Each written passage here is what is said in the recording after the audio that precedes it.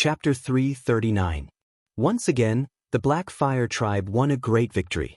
They destroyed the Mountain Spirit Tribe, looted almost all the houses of the tribe, and captured most of the women and children, as well as many strong men. Then they brought all of them back to the camp of the Black Fire Tribe. In this battle, although the Mountain Spirit Tribe had made preparations beforehand, the Black Fire Tribe won even more easily than the battle with the Divine Wood Tribe. This was because they were much stronger than before. The number of Black Fire Tribe warriors who could enter the demonized state had increased to 80. Together with the 20 Black Fire Guards of the Divine Wood Tribe, the demonized army of 100 people swept away the resistance of the Mountain Spirit Tribe in an instant. Because the Thunder Lizard Tribe and the Ghostly Fox Tribe were still lurking nearby, Hui Yen and Lu Chen did not carry out the so-called surrender in the camp of the Mountain Spirit Tribe. They brought all the captives back, but they could not escape the same fate. In the camp of the Black Fire Tribe, the same thing happened again. And this time, the series of actions of forcing the captives to give up on their ancestral gods, destroying their beliefs, and threatening their families and lives to force them to surrender were not hidden from the eyes and ears of the people of the Black Fire Tribe. On that day, when all the people of the Black Fire Tribe were still immersed in the joy of this great victory, they were shocked by the even more shrill screams and the shocking and cruel scene. Apart from keeping the onlookers outside of a certain range so as not to affect the terrible coercion ceremony inside, no one stopped them from watching, including the Divine Wood Tribe members. After the Black Fire Guards participated in this great battle and obtained military merits, the Black Fire Tribe had already given up on monitoring the original group of Divine Wood Tribe captives, and no longer had any overt restrictions on them. It seemed that they were gradually fulfilling the promise of the black-robed priest to make them part of the Black Fire Tribe. In fact, most of the people from the Divine Wood clan were calmer than the people from the Black Fire clan. Perhaps it was because they had experienced this once before. Although they had complicated expressions, they were indifferent when they looked at the painful choices between life and death, their lives and dignity, and the young and old of their families. In contrast, many of the Black Fire Tribe members were truly frightened. As the barbarians of the wilderness, no one could imagine that they would be forced to give up the belief of the god and their ancestors. They would not give up even if they had to die. This was the belief of almost all barbarians. But suddenly, when they witnessed that scene with their own eyes, they discovered that this belief was not necessarily as firm as a rock. There was still a black-robed demon in this world that could force barbarians to tear apart their most primitive hearts. Most of the barbarians were hard-hearted and respected force, but they were not fearless. Since ancient times, they had always revered some things, such as the god, their ancestors, and ancient traditions. When all of this was suddenly broken in front of their eyes, even if it was not theirs for the time being, many of the barbarians could not accept it. Therefore, the commotion came one after another. Many of the people from the Black Fire Tribe had ugly expressions on their faces. Some of them even showed expressions of anger. Their breathing became heavier, their eyes widened in anger, and their fangs crossed. But from the beginning to the end, even though the tragic scene had never stopped, even though the emotions of anger had always been brewing, even though the barbarians usually looked so fierce and unyielding, no one stood up. Everyone in the end just watched in silence. They watched the tragic scene play out again and again. They watched those who were in pain being forced to betray their beliefs and ancestors, or directly die under the terrible black fire and suffer endless torment. But no one stood up, not a single one. Everyone, from the Black Fire Tribe to the Divine Wood Tribe, looked on coldly, and then gradually, they seemed to have gotten used to it. The story played out coldly and cruelly. Those who chose to die died in pain, while those who chose to live endured humiliation to survive. Then, they were swallowed up by a stronger life and involuntarily integrated into it. What happened to the Divine Wood Tribe began to repeat itself to the Mountain Spirit Tribe. When night fell, the living and the dead seemed to finally get their first chance to breathe. Most of the people dispersed in silence. Everyone returned to their own residences and hid their hearts under the cover of darkness. No one knew how much hatred and curses were lingering in the sky above the Black Fire Tribe's camp that night, but it was likely that many people would not be able to sleep. The black-robed priest's stone house was quiet and dark. Figures walked around from time to time outside the house. They were the black fire guards who were in charge of guarding this place. For some reason, these people, who were originally unwilling and seemed to have been forced, actually became more loyal to the black-robed priest after this battle and seeing the fate of the mountain spirit tribe. People, even the barbarians, had complicated feelings, didn't they? In the dead of night, the stone house was silent. It was as if everyone in the house had fallen asleep, including the black wolf. But at some point in time, a burst of muffled sobbing came from the dark corner of the room. She seemed to be very sad, and she sounded very afraid and wronged. However, she was also afraid of the even more terrifying shadow in the room, so she tried her best to suppress her emotions. She even covered her mouth with her hands, and only intermittent choking sounds could be heard, like a weak little bird whimpering. Of course, it was Yi who was crying. She was unable to free herself from the pain and extreme fear. She curled up in the corner with all her might, but suddenly, her voice was cut off. Because at that moment, she suddenly saw an incomparably deep black shadow suddenly appear in front of her, and then all the faint light was blocked. A slightly cold hand fell on her face. Yi was scared stiff and did not dare to move. She even forgot to make a sound. Her whole body kept trembling, and she stared blankly at the shadow in front of her. A ray of light flashed, as if the shadow's eyes were glimmering in the darkness. Then, Yi heard that person's voice. It sounded very calm and gentle. "What's wrong?" Yi did not answer. She only trembled. Lu Chen waited for a long time. In this quiet night, he seemed to be unusually patient. Or maybe he was just too lonely and had nothing to do. In the end, probably unable to bear the strong pressure of the black-robed priest, Yi finally burst into tears again. As she cried, the barbarian girl felt a sense of extreme shame. As a barbarian, even a woman despised weakness. However, she still couldn't control her own pain and timidity. This, in turn, stimulated her sadness even more, so she cried even harder. In that kind of almost self-abandonment, Yi suddenly raised her head and cried to Lu Chen, "You are not human." Lu Chen's hand paused for a moment, and then slowly withdrew. After a moment, he asked, "Oh, what do you mean?" Yi froze in the midst of sobbing. She was probably surprised that she was not directly burned to death by the terrible black fire of the black-robed priest. But although Lu Chen looked very calm at the moment, after seeing this person's extremely terrible means during the day and the night of the genocide in the past, Yi began to fear him to death. That night, the fear in her heart seemed to have sprouted once again. It was as if she had thrown caution to the wind. She wiped her tears while trembling and said, Why did you torture us like that? You forced us to betray our ancestors. You destroyed everything we had. You're not human." In the darkness, Lu Chen was silent, and then slowly sat on the ground beside Yi. Some distance behind him, the huge stupid dog was still snoring away, as if there was nothing bothering it. He did not speak. At this time, after venting out her emotions, Yi began to wake up, and suddenly was scared half to death again. She dared not say anything more, could only huddle her legs and curl up together, at most occasionally glancing at the silent and terrible shadow beside her. After a while, Lu Chen suddenly laughed in a low voice, with a bit of sarcasm in his laughter. Yi was still very afraid, but at this time, she could not help but ask, "What are you laughing at?" Sitting in the darkness, Lu Chen said lightly, "There are so many barbarians in this camp, everyone claims how brave and strong they are, but in the end, the first and only one who dares to question me is only you, a seemingly weak maid." Yi was stunned for a moment, feeling that something was wrong, but for a moment, she did not know what to say. She only heard Lu Chen said again, "So, every one of these people looks fierce and brave, ambitious and loud, but when it comes to a real crisis, they are timid, even weaker than a weak woman."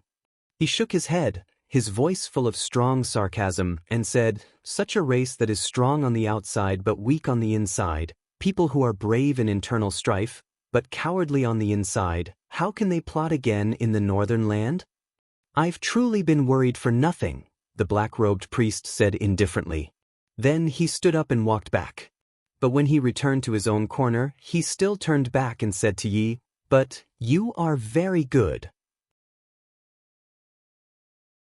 Chapter 340. Dawn came. Yezi, who had not dared to close her eyes for the whole night, finally felt relieved when she saw the ray of sunlight. She lowered her head and ran out of the room with the excuse of fetching water.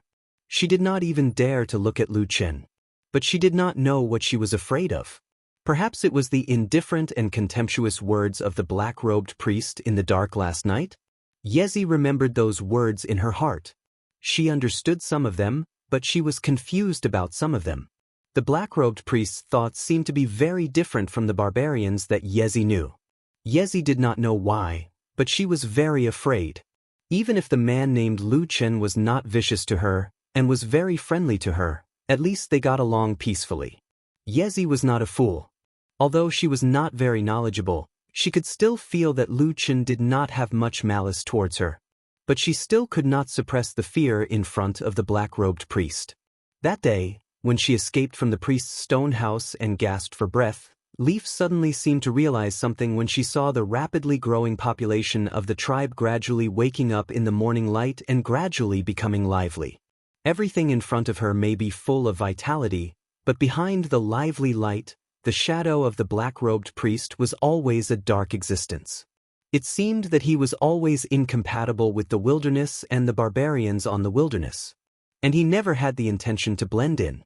If he had already slaughtered the barbarians, slaughtered the tribe, and swallowed and enslaved many barbarians at this time, then one day, when the power of darkness was strong enough that no one could control or resist it, what would this terrible black-robed priest do? Leaf stood blankly in the morning light, trembling all over. When Yezi finally calmed down and wandered outside for a long time, she slowly fetched a bucket of water and went back to the priest's stone house, only to find that it was empty. There was no one in the house. Subconsciously, she put down the bucket in her hand and heaved a sigh of relief. Perhaps she felt more comfortable without the black-robed priest around. But as she stood there, her brows furrowed again. After a moment of silence, Leaf suddenly turned around and ran out. She shouted at a black fire guard who was still guarding outside the stone house. "Where did the priest go?" The black fire guard was taken aback. However, Yezi's current status was somewhat unusual. Even though she was a maid, she was the only maid in the entire Blackfire tribe who could live in the priest's stone house. She was also the only one who could speak to the black-robed priest. No one would want to offend her, not even the Blackfire guards, who were extremely powerful on the battlefield and had killed countless people. So, Yi quickly got that person's answer. Chief Fyrock has sent someone over to invite Lord Priest over for a discussion. Leaf was a little confused. She nodded and walked back to the stone house. When her gaze swept across the quiet room, she finally understood a truth that she was unwilling to admit before. That terrifying black-robed priest was already closely linked to her fate. Without him, she would be 100 times more miserable than she was now. She expressionlessly sat down in the corner of the house and buried her head between her knees. She thought she would be sad and sad again, but for some reason, this time, she did not do anything. She just sat there quietly. After a while, Yezi sighed and stood up. She fetched a rag and some water and began to clean the stone house with unprecedented seriousness. At the center of the Blackfire tribe's camp, there was the tallest and largest stone house. It had always been the residence of the tribe's chief. Not long ago, the previous chief, Flaming Tiger, lived here. Now, Flaming Tiger had turned into ashes in that ball of raging flames and his soul returned to the ancestors. The master of this place had also become Fyrock. When Lu Chen walked in from outside, the Blackfire warriors who were guarding along the way bowed their heads in respect to the black-robed priest. Even the person who had invited him was one of the 2 highest-ranking generals in the Blackfire tribe, Black Bull. Even he didn't dare to pass by Lu Chen and cautiously followed behind him. This kind of treatment made Lu Chen feel somewhat uncomfortable. However, he understood the reason for all this.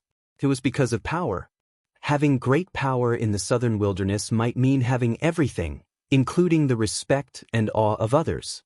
Hua Yen stayed in this large stone house that had several levels and entrances. When he saw Lu Chen arrive, he immediately came to greet him. He then waved his hand at Black Yak, telling him to go outside and prevent others from entering. Black Bull obeyed and left. Lu Chen glanced at him and said, "What's wrong? Do you have something to say to me?" Fyrock nodded and said, "There's an urgent matter. Come with me." With that he turned and walked towards a side passage. Lu Chen followed behind Black Bull. After a few turns, he saw a secluded small stone room in front of him. At the door stood a man with a vigilant expression. It was Fyrock's other trusted aide, Tai Xiong. Seeing the two approaching, Tai Xiong hurriedly saluted. Fyrock nodded and said, "How is it?" Tai Xiong pointed at the small stone room behind him and said in a low voice, "He's still inside." Hui Yen grunted, then looked around and said, "Does anyone else know?" Tai Xiong immediately shook his head and said, "No one knows. I've been guarding here all this time. I can guarantee with my life that no one came near." Hui Yan's eyes flashed with a trace of satisfaction.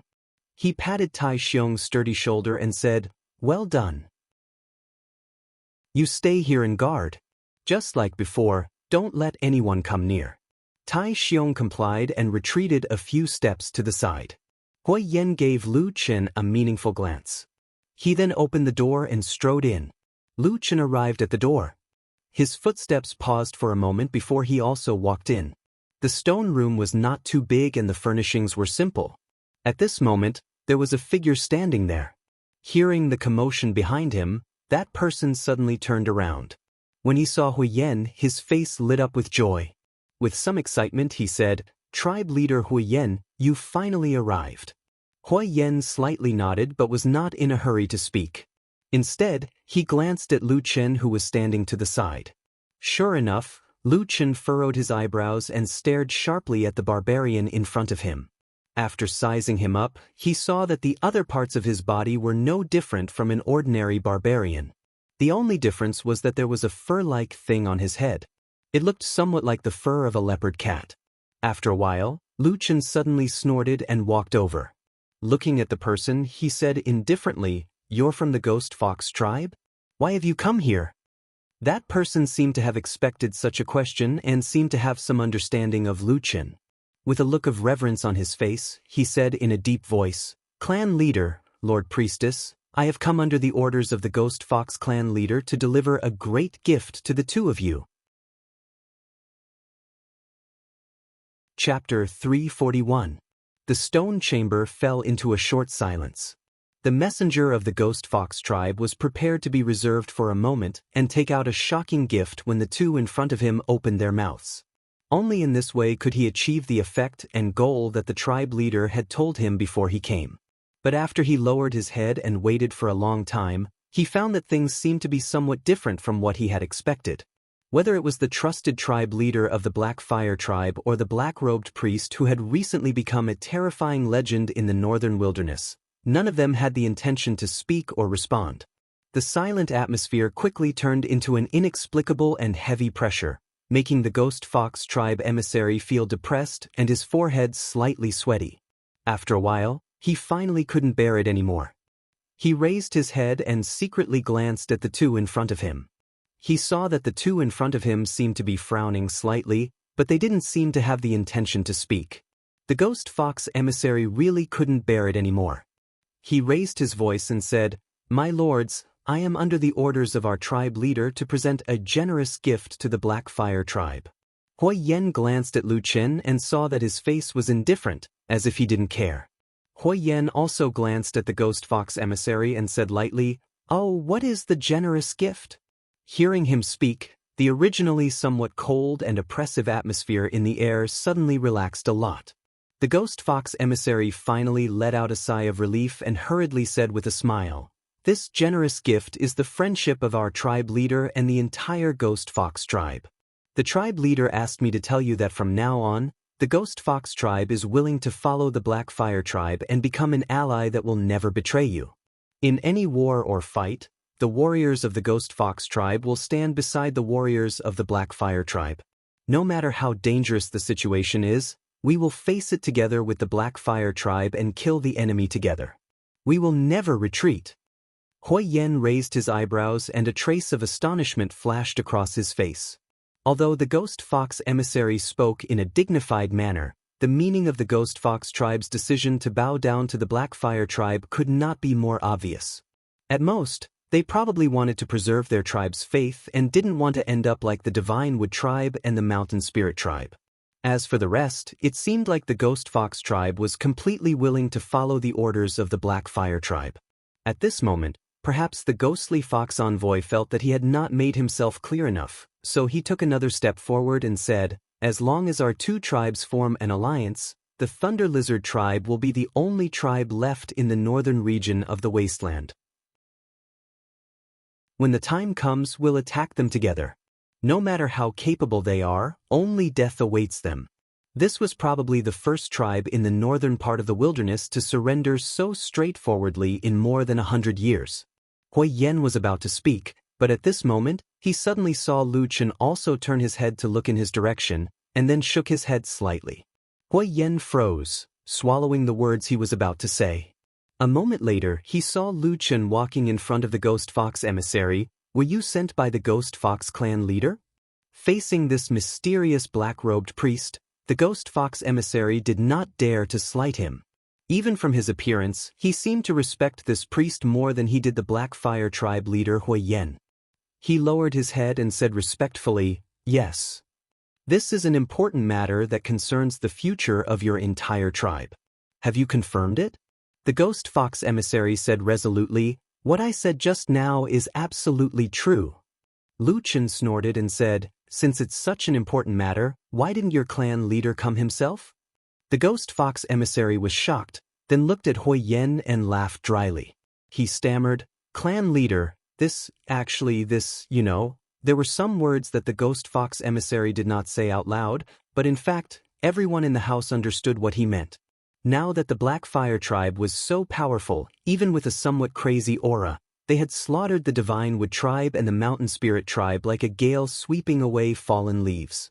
If the Ghost Fox tribe leader really dared to come to the Blackfire tribe for a discussion, then no one could guarantee that the Blackfire tribe would not take the opportunity to attack him. But understanding was one thing, but even so, it was obvious that this black-robed priest did not intend to reason with the Ghost Fox emissary. "This won't do," the black-robed priest said to the Ghost Fox emissary very simply. The Ghost Fox emissary was stunned and said, "Sir, what do you mean by this? If you want to give a gift to our clan leader, sure, but your clan leader must come himself." Lu Chen said lightly, "This is a matter that will decide the fate of your entire tribe. Sending a messenger that we don't even know to say a few words is not acceptable. We don't accept it." The Ghost Fox emissary was furious and said, "What if our clan leader comes and there's danger?" Lu Chen ignored his question and said to himself, "If he doesn't come, then we will directly send troops to attack the Ghost Fox tribe." The Ghost Fox emissary was so angry that his face turned green. He said angrily, "Sir, if you continue to be so unreasonable, then our Ghost Fox tribe will be forced to form an alliance with the Thunder Lizard tribe. That won't do you any good, right?" Hui Yen smiled and walked to Lu Chen's side. After glancing at him, he faintly said, "The words of our high priestess are my thoughts. Also, I can answer you. If the Ghost Fox tribe leader doesn't come, we will send troops to attack you. If you form an alliance with the Thunder Lizard tribe, we will send troops to attack both of your tribes. In short, there's no difference between exterminating one tribe and exterminating two tribes." When this was said, the Ghost Fox emissary's face changed greatly. It seemed that he did not know what to say for a moment. Lu Chen waved his hand and said, "Bring back Hui Yen tribe leader's words and tell your clan leader. Also, tell him one more thing. Tell him that I said it. Now that the Blackfire tribe wants to exterminate both of your tribes, it's as easy as lifting a finger. Whether you form an alliance or not has nothing to do with us." After saying this, he turned and walked out. Hui Yen looked at the Ghost Fox emissary and said, 3 days later, 5 miles west of the Blackfire camp, tell your clan leader to come and see me." After saying that, he ignored the Ghost Fox envoy, who was filled with shock and astonishment, and directly walked out. Walking in the tribe's camp, 2 men walked side by side. Along the way, Almost all of the Black Fire tribesmen bowed their heads in respect or made way for them. No one came close or talked to them. Hui Yan suddenly sighed. Lu Chen looked at him and said, "What's wrong?" Hui Yan's face looked a little bleak. He said, "In the past, when I walked in the camp like this, the tribesmen, big or small, were very close to me. Many people would greet me and joke with me. Some children would even run over to play with me. But now they don't." He took a deep breath and said in a low voice, "They are afraid of me." "Of course, maybe they are afraid of you." Lu Chen shook his head and said, "I think they are afraid of both of us." Hui Yan was silent and then nodded. "Do you believe what that person said?" Hui Yan changed the topic and asked Lu Chen. Lu Chen said, "I think it's most likely true. The Ghost Fox tribe is the most cunning. They probably saw that our Black Fire tribe has been unusually strong recently and they don't want to face us head-on, so they came up with this trick."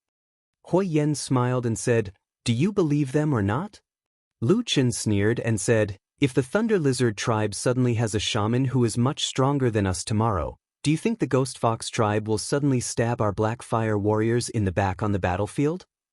Hui Yan thought for a moment and said, "This is really hard to say. But as the tribe leader, as long as it is possible, I will not let my warriors fall into this kind of danger." Lu Chen nodded his head and said, "You are right. This Ghost Fox tribe harbors evil intentions. 3 days later, we will go and meet their tribe leader. If they are truly sincere in pledging their allegiance, there is no harm in accepting them. But if they are unwilling to surrender," he glanced at Hui Yan. Hui Yan smiled faintly and said, "Hurry up and engrave the Black Fire runes on the Mountain Spirit Tribe's Black Fire Guardians. It will be useful." Lu Chen smiled and said, "Okay." Chapter 342. By the way, how many Black Fire Guards do you plan to recruit from the Mountain Spirit Tribe? Hui Yan seemed to have thought of something and asked Lu Chen. Lu Chen said, 30. Hui Yan raised his eyebrows and asked, "More than the Sacred Wood tribe?" Lu Chen nodded and said, "Yes. The number of Mountain Spirit tribe members who were forced to surrender this time is also a lot more than the Godwood tribe members last time. So, there are a lot of talents."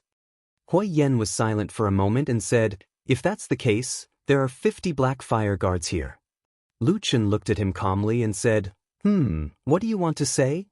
Hui Yan hesitated for a moment before saying, "The number of warriors in our Black Fire tribe who can transform into a demon with runes is at most 80. This number is getting closer." He looked up at Lu Chen and said, "And if everything goes well, we still have to deal with the Ghostly Fox tribe and the Thunder Lizard tribe. The Ghostly Fox tribe has fewer people, but the Thunder Lizard tribe is the most populous of the 5 tribes. At that time, the number of Black Fire Guards will most likely surpass the number of demonized warriors in our tribe." Lu Chen's expression didn't change and he said, "You are right, that should be the result." Hui Yan looked at him deeply and said, "Aren't you afraid that when the power changes, those people might have some ulterior motives?" Lu Chen shook his head and said, "They won't." Hui Yan said in a low voice, "You are so confident?" Lu Chen said, "First, we can control the life and death of these Black Fire Guards. Second, I think you are the same as me and don't have the leisure to rest in this barren land.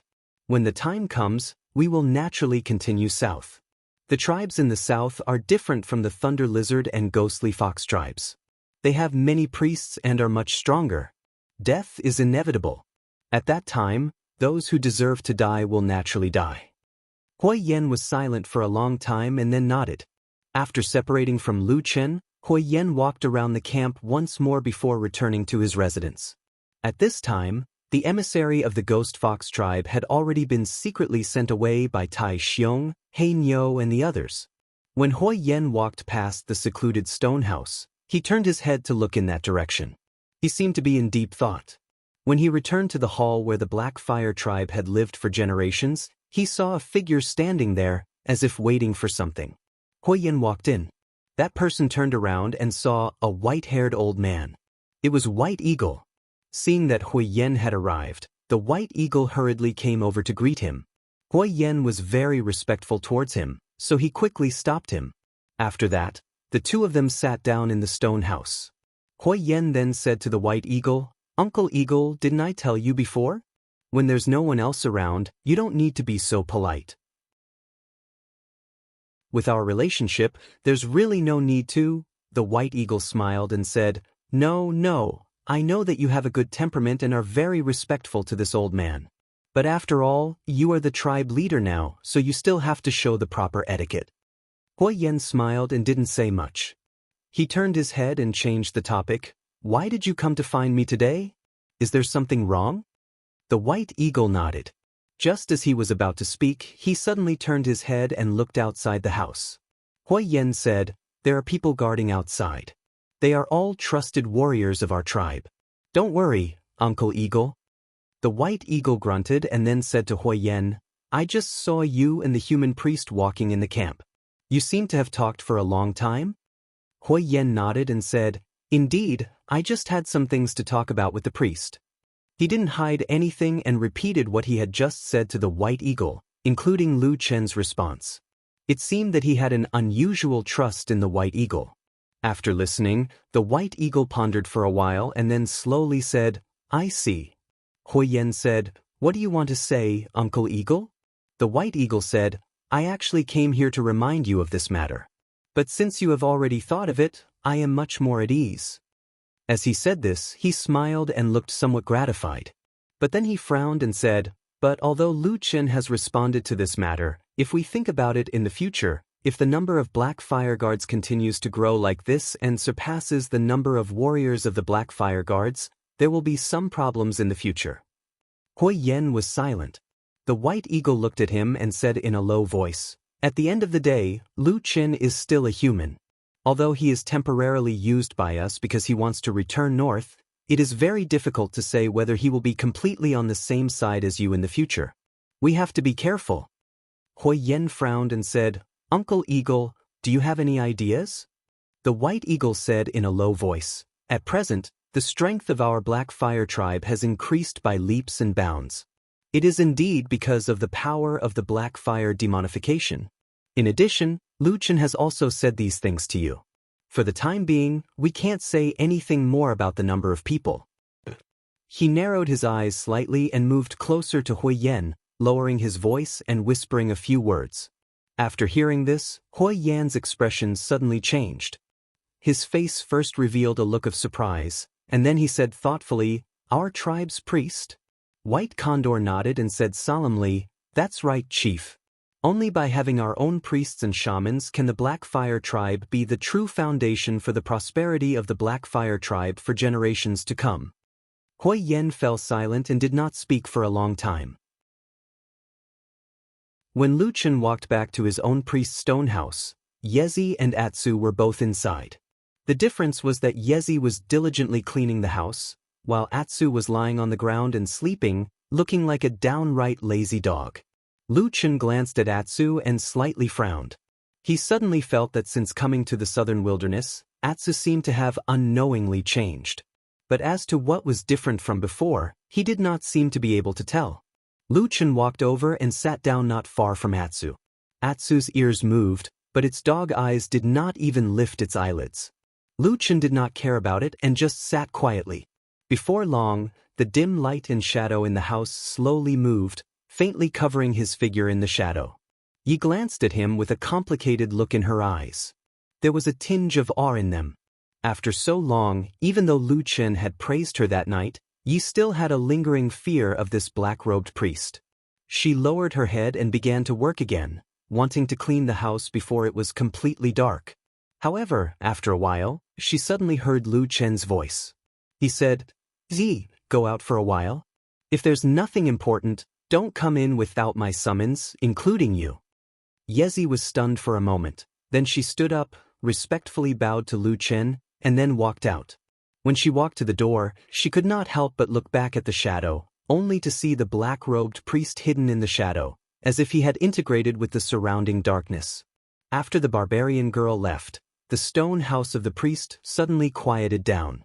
Lu Chen sat for a moment, then raised his arm. There was a flash of light, and the Vulcan staff appeared in his hand. There was no movement in the darkness, and the Vulcan staff slowly floated up from his hand. After a moment, a cold and dark aura filled the air, and the runes on the Vulcan staff began to light up one by one. The only difference was that compared to when Lu Chen first received this artifact, the speed and brightness of the light on the Vulcan staff had at least more than doubled. He sat in the darkness, and his face could not be seen clearly.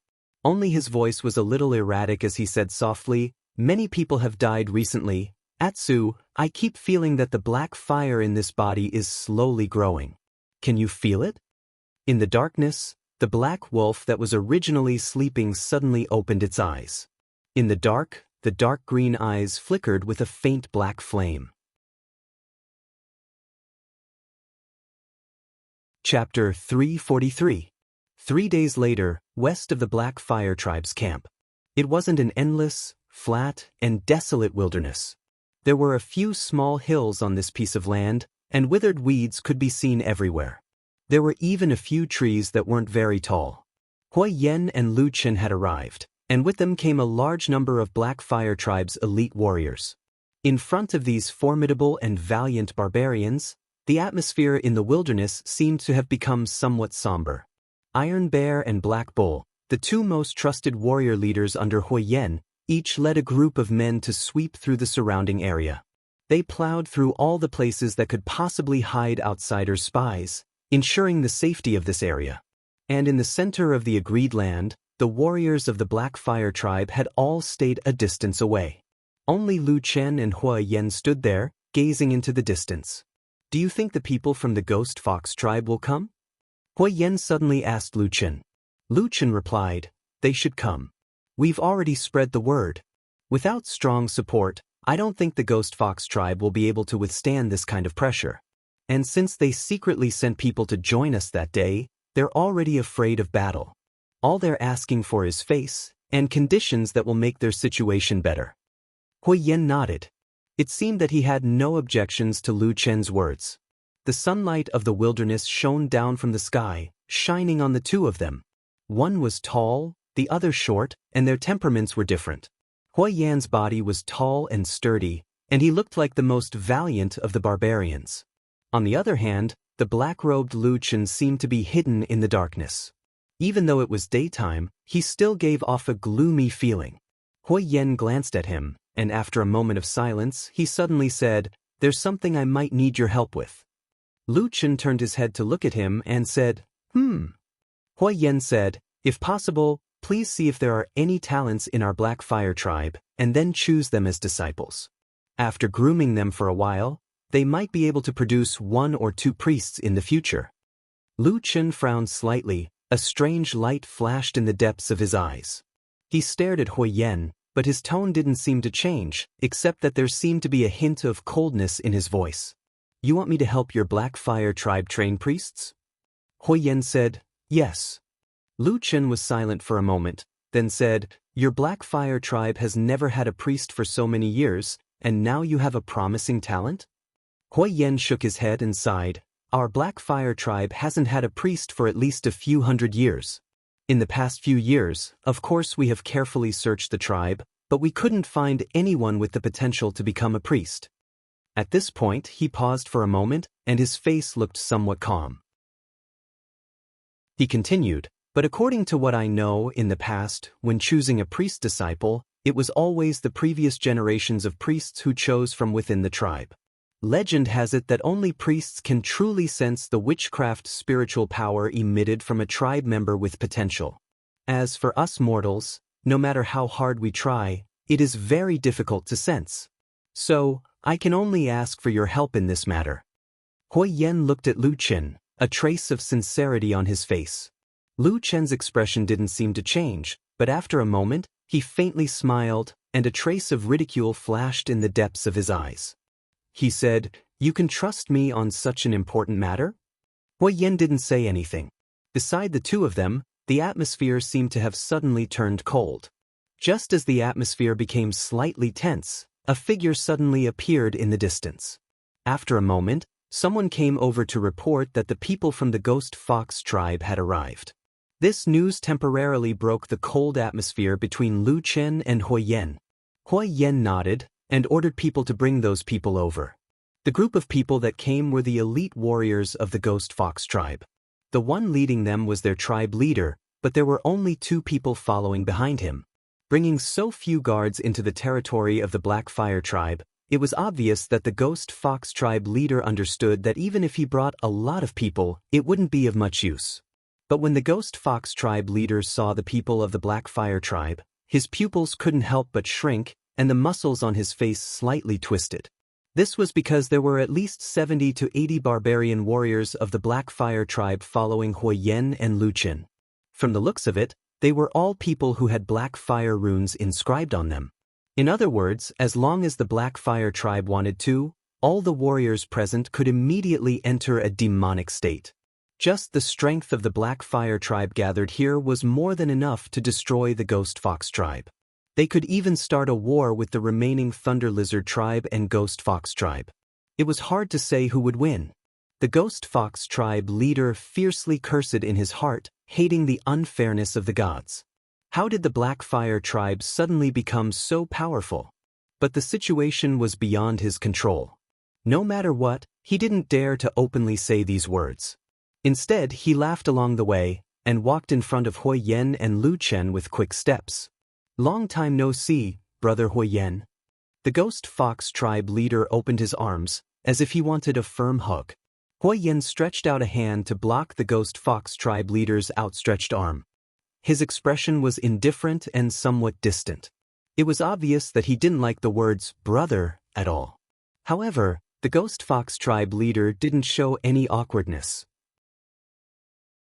He laughed, turned around, and nodded to Luchen with a smile. "Lord Priest, since we last met, you've really made people look at you in a new light."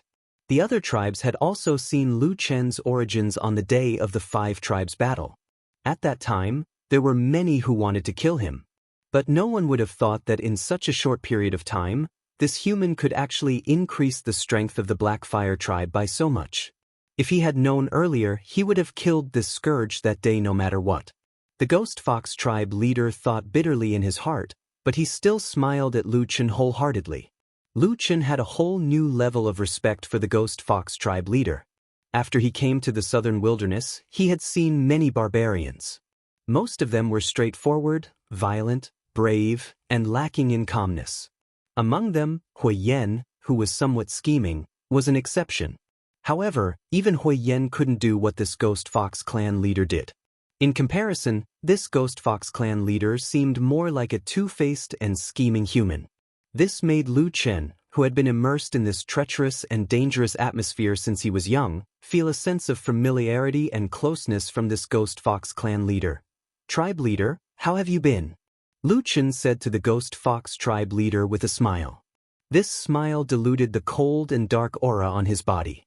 The Ghost Fox tribe leader smiled and said, "We brothers are just meeting each other. Why make such a big scene and bring so many people? There's no need." Huiyen still kept a straight face and didn't speak.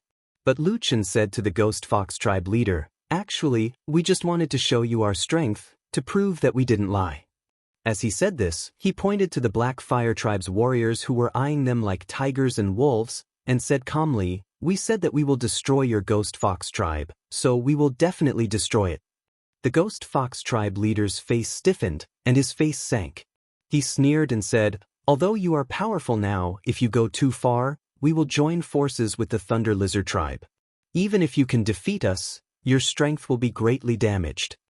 Luchen shook his head and said, "No, we can easily kill you all." The Ghost Fox tribe leader was speechless for a moment, and his face was livid. Luchen walked to his side and said, "Since the tribe leader is here today, you naturally know what to do. As for the Black Fire tribe, we can't really force you too much. So, as long as you do us a favor, your future treatment. Yes, I mean, at least you and your family will definitely not have to worry." The Ghost Fox tribe leader was furious and shouted, "Who do you think I am?" Then he paused and said, "If you have something to say, say it quickly." Luchen smiled and lowered his voice to whisper in his ear. The anger on the Ghost Fox tribe leader's face quickly dissipated, and he gradually revealed a surprised expression. At the same time, his expression gradually became serious. In the end, Luchan took 2 steps back and said, "That's it." The Ghost Fox tribe leader was silent for a long time and said in a low voice, "This is not easy."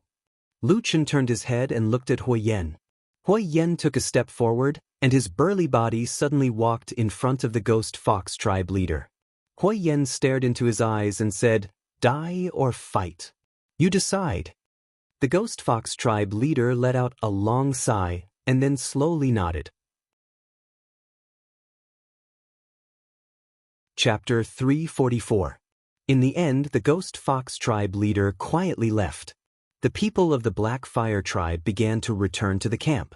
Huyen and Luchan walked together, but for some reason, the two did not speak.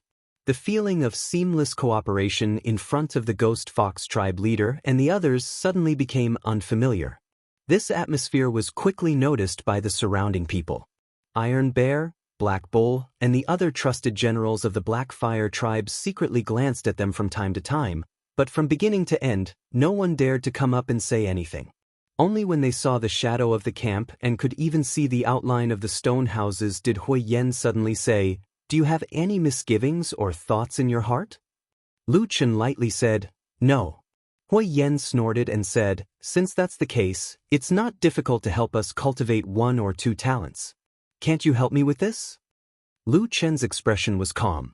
It was as if he did not feel the trace of anger that was faintly suppressed in Huyen's words. Or perhaps he had simply turned a blind eye to it. He said, "Why, do you think that I owe you something?"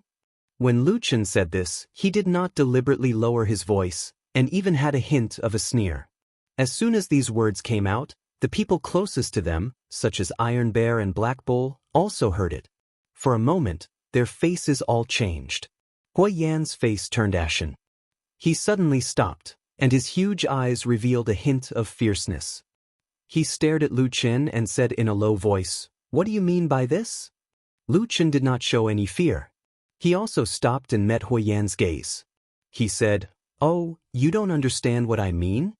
When the two of them suddenly stopped, the surrounding troops immediately fell into a small commotion. First, the guards at the side stopped, and then the warriors further away also reacted and stopped. However, Tai Xiong and Hein You's expressions turned grave when they heard these words. They immediately commanded their subordinates to surround the 2 leaders who were at loggerheads with swords drawn. Then, everyone retreated at least 100 meters away. No matter what, if a tribe leader and a priest were to quarrel in public, it would really be somewhat shocking. Huyen also felt that something was wrong. Just as he was about to turn around and give orders, he saw that Iron Bear, Black Bull, and the others had already taken the initiative to withdraw their subordinates far away. Only then did he heave a sigh of relief. With a hint of admiration in his eyes, he nodded at the 2. Then, his expression turned serious again. He turned his head and stared at Luchan for a long time, then slowly said, "So, you still bear a grudge in your heart?" Luchan's expression was indifferent. He waved his hand and said, "I don't hold a grudge, but you have to remember that from the beginning, I never wanted to be a priest. It was you who used the secret of returning to the north to force me to do it. I had no choice." At this point, he laughed coldly and said, "I will naturally strive to do what I promised you. But if you still want me to be completely loyal to you or the Black Fire tribe, and to do my utmost, that is also the ravings of a lunatic." Huyen's face first flashed with anger. His fangs bared, like a monster that was so angry that it wanted to eat a human. But then he slowly suppressed it. After a while, the anger on his face gradually disappeared and was replaced by a wave of bitterness and helplessness. He smiled bitterly and walked in front of Luchan, standing shoulder to shoulder with him. Looking at the towering buildings of the Black Fire camp in the distance, he suddenly sighed and said, "I don't know if you believe me or not, but from the beginning to the end, I really have no ill intentions towards you. Everything that I have done is not for myself, but more for the sake of the tribe's prosperity." Luchan did not speak. Huyen looked at him and said, "Do you still remember that I told you a few days ago that I would build a shrine for you? That was from the bottom of my heart. There was no falsehood. As long as it can make our Black Fire tribe strong again and restore the glory of our ancestors, I, Huyen, am willing to do anything. I can give up anything. Lu Chen, you have the favor of the fire god, you have powerful witchcraft spiritual energy, and your knowledge of power is much greater than mine. As long as you're willing to live in the southern border and agree to stay in our Black Fire tribe, I can promise you anything. You can take whatever you want from our tribe. Even my position as the tribe leader will be yours to decide. Hui Yen stared at Lu Chen and took a deep breath. His face was solemn, and with some determination he said, "These are all words from the bottom of my heart. There is no falsehood." Under Hui Yan's piercing gaze, Lu Chen was silent for a moment, but he shook his head and said, "I am not interested in your position as the tribe leader, I just want to go home." Saying this, he turned around and walked towards the Black Fire camp. Hui Yen stared at Lu Chen's back with a complicated expression, his brows tightly knitted. The surrounding barbarian warriors did not know what was going on between the two of them, and did not dare to rashly approach. But after a while, a white-haired old man suddenly walked out from the crowd. It was White Eagle, and he quickly walked to Hui Yan's side. "How is it?" White Eagle asked. Hui Yan shook his head slightly, and White Eagle's expression immediately changed. But Hui Yan immediately lowered his voice and said a few words to him, most likely repeating Lu Chen's answer. After hearing this, White Eagle's expression slightly relaxed, and he pondered for a moment before saying, "If this is really the case, then this person does not have any other thoughts about the power of our tribe. This is also a good thing." Hui Yan sighed and said, "It's a pity that I can't use him." White Eagle comforted him, "Lu Chen is after all a human, and not of our tribe. In fact, even if he really wants to join us, there will always be many twists and turns in the process. This is also good. As for the matter of training the next priest, there is no hurry. I don't think he has completely made up his mind. Wait for a period of time, then find an opportunity to talk to him." Hui Yan nodded slowly and said, "That is the only way." The main force of the Black Fire tribe returned to the camp in high spirits, majestic and imposing, revealing a vigorous and ferocious aura, as if they wanted to find someone to kill at any time. The fierceness hidden deep within the bodies of these barbarian race warriors had become more and more obvious these days. And among these tall and ferocious barbarians, the black-robed priest, Lu Chen, was obviously a rather unusual existence. When he walked through the crowd, he was clearly out of place with the passionate and energetic barbarian warriors around him. But most of the barbarians were still full of respect for him and kept a sufficient distance from this wizard. When Lu Chen returned to his own stone house, everything seemed to have quietened down again. The darkness here always seemed to be able to isolate the outside world. Atsu ran out of the house and kept rubbing against Lu Chen's side, looking a little dissatisfied but very affectionate. Lu Chen laughed and reached out to pat its head, saying, Alright, I got it. I will definitely bring you next time. This time, the main point is not to fight or kill, it is just to scare people." As he said that, he looked around, but found that Yezi was not in the stone house at the moment, and he did not know where she went. But Lu Chen did not care too much. In fact, most of the time he did not pay much attention to this barbarian girl, but occasionally when she suddenly disappeared, it was probably because he was used to her figure in the house, and he actually felt a little uncomfortable. Lu Chen shook his head, walked into the depths of the stone house with Atsu, and sat down. He quietly looked at the darkness in front of him. His face was calm, or perhaps a little lonely. Atsu seemed to feel something and came over, putting its head on his knee. Lu Chen did not look down at it, but reached out to stroke the fur on the head of Atsu. After a moment, his voice floated faintly from the darkness, saying, I really want to go back, Atsu. But after I said that, I suddenly realized that even if I go back, I will not have a home. Home. His voice gradually became lower. 9 days later, the situation in the northern part of the southern wilderness rose again. Among the 3 remaining tribes, the Thunder Lizard tribe and the Ghost Fox tribe announced an alliance of blood and reported to the gods of heaven and earth that the Black Fire tribe had committed countless evil deeds. The 2 tribes swore to be brothers of life and death, and would receive the blessings of the gods to slaughter this evil tribe in one fell swoop. In this way, the final battle of this land began. Chapter 345. Yezi. What deity did your sacred Wood tribe originally believe in? Luchan asked Yezi. Early in the morning, when the sun had just risen, Yezi heard his question as she was getting up. Even though he was still fearful of the black-robed priest, Luchan did not offend or badmouth Yizichin in their daily interactions. In fact, he was much friendlier than most of the barbarians outside. That was why Yizichin was much more at ease in the dim priest's stone house and in front of the black-robed priest. At the very least, he was not as reserved and resistant to Luchan as he was in the beginning. After suddenly hearing this, Yezi was stunned at first, and then a trace of sadness flashed across her face. She said, "Why do you ask?" Luchan glanced at her and said, "What's wrong? Is it inconvenient to say?" Yezi hesitated for a moment and whispered, "An elder I know told me that in our current situation we can no longer mention the ancestors of the gods." Luchan paused for a moment, probably only now realizing that in fact, he had exterminated the tribe and destroyed the belief of the ancestors and gods. For a moment, he was a little embarrassed, but fortunately he was sitting in the shadow, so he was not afraid of Yezi seeing him. However, after a moment, Luchan still said lightly, "It's okay, just tell me." Yezi probably still did not dare to disobey this mysterious and terrifying black-robed priest, so after hesitating for a while, he opened his mouth and said in detail, "When I was young, I heard from the elders in the tribe that we, the Divine Wood tribe, are the descendants of the tree god. Like the branches and leaves of a tree, we live in this wilderness for generations. The tree god?" Luchan suddenly interrupted her and repeated. Yezi nodded and said, "Yes, the tree god." Luchan was silent for a moment and then asked, "What does the tree god look like?" Yi thought for a moment, his face full of worship and yearning. His thoughts seemed to have returned to the heyday of the Divine Wood tribe. Well, according to the legend of the tribe, when the world was first born, there was a divine tree that stood between heaven and earth.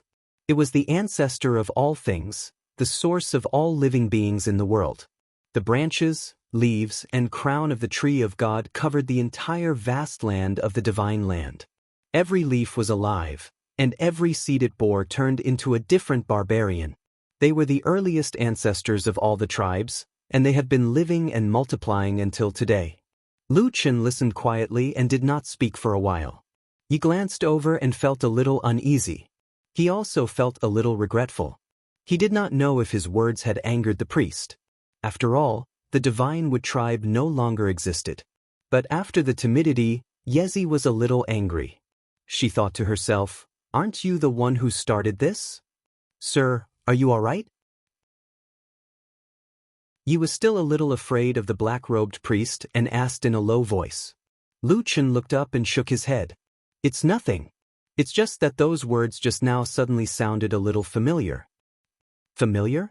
Yi was stunned for a moment, and then asked in astonishment, "Where did you hear the legend of our tribe before?" Luchan smiled and did not answer her question. Instead, he stood up and asked casually, "In addition to your original Divine Wood tribe, are there any other tribes in the wilderness that believe in the tree god?" Yi thought for a moment and then shook her head. "I don't think so." Luchan nodded and said, "The Black Fire tribe believes in the god of fire, the Mountain Spirit tribe believes in the god of earth, and the Thunder Lizard tribe and the Ghost Fox tribe believe that they are the descendants of the divine beast. Each tribe believes in a different god, but most of the tribes say that the god they believe in created all things and all living beings in the world." He slowly walked up to Yi, looked down at her, and asked calmly, "Why do you think this is so?" Yi had probably never been asked this question before. For a moment, she was a little tongue-tied. After a while, she said, "I don't know." Luchan said, "Then which one do you believe in?" Yi said without hesitation, "Of course I believe in the tree god of my tribe." As soon as she finished speaking, she suddenly remembered the current situation. The Divine Wood tribe had been destroyed, and the god that she once believed in had long been abandoned. For a moment, Yi was at a loss.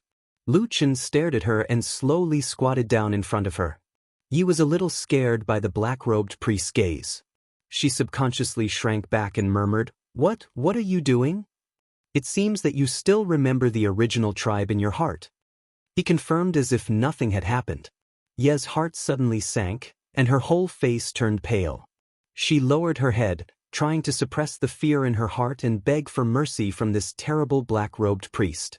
At the same time, she even thought of the day when the Divine tribe was destroyed and the painful scene of the people who died tragically in the black fire appeared in her mind. She suddenly realized that this person was still the most terrible demon. It turned out that these days, his kindness only made her let down her guard a little. Deep in her heart, she was still so afraid. The barbarian girl's body trembled as she stared at Lu Chen's palm. She felt that the terrible black fire would rise from it in the next moment and then engulf her. Perhaps before that, the almost boundless fear was about to engulf her. Lu Chen left the priest's stone house. Of course, he did not do anything to Yi before this. The barbarian girl looked obviously frightened, and Lu Chen could roughly understand the reason. Lu Chen felt a little helpless about the terrible image he left on the barbarians. However, this kind of thing could not be changed, and he had no intention of changing anything. However, before he left, he made it very clear to Yi that he did not care about this kind of thing. After listening to this, the barbarian girl seemed to be somewhat in disbelief, but she finally recovered from the state of being scared to death. Otherwise, Lu Chen really suspected that she would have been scared to death. But speaking of this, Lu Chen suddenly felt a little strange in his heart. He thought, aren't the barbarians known for their bravery and fierceness? Even if she is not a man, the barbarian girl should not be so fragile, nor should she have such a sensitive temperament. Or is it because I have too little contact with barbarian girls, and don't understand them at all? Thinking about it, ever since he came to the southern wilderness, it seemed that only one barbarian girl, Yi, had close contact with him. Lu Chen shook his head, and threw these thoughts out of his head. At the same time, he sneered in his heart. Hui Yan's so-called great cause of 1,000 years seemed more and more unrealistic. There were countless tribes in the southern wilderness. If each tribe had their own beliefs, then it would be impossible to truly unify all the tribes. Force could exterminate a tribe and force them to give up their ancestors and beliefs on the surface, but who could control the activities in the depths of their hearts? Moreover, even if they were strong for a moment and subdued everyone, but after a long time, there would definitely be changes. But at that time, he would not be able to control it. In the center of the Black Fire Tribe's camp, a large group of people stayed there, waiting calmly. When the cold wind blew, the entire tribe was solemn and silent, emitting a strong murderous aura. Today was the day of the expedition. The war for the final ruling power of the northern wilderness was about to begin. According to the tribe chief Hui Yan's request, in order to restore the glory of the tribe's ancestors and seek their blessings, the Black Fire Tribe held a sacrificial ceremony that had been interrupted for hundreds of years. And the person presiding over this sacred ceremony was, of course, the tribal priest Lu Chen, who had suddenly appeared. Looking at the black-robed priest approaching from afar, the people of the Black Fire Tribe had a complicated look in their eyes. Perhaps this was an absurd scene that had never been seen for thousands of years. A human was about to preside over the most sacred and important sacrificial ceremony of the barbarian tribe. There was nothing more strange in the world than this. Perhaps this was the reason why the gods in heaven were so high and unfathomable. A stone platform was set up in the center of the camp. Lu Chen walked up the steps. Under the gaze of everyone, he worshipped the heavens and the earth and prayed to the gods. Then, he suddenly raised his hands, and as his black robe fluttered, a dark flame suddenly rose. Immediately, all the Black Fire Tribe people put aside their complicated thoughts. No doubt could resist the power of the dark flame. Under the illumination of the black flame, all the barbarians knelt down. Lu Chen waved the black flame expressionlessly and looked up at the sky. He did not have much reverence for the so-called gods. However, at this moment, he suddenly felt a sense of danger. His eyes focused and he looked at the black flame. He saw that the black flame suddenly shook violently. After a moment, it suddenly moved in a direction, like a hand beckoning the soul or guiding the direction.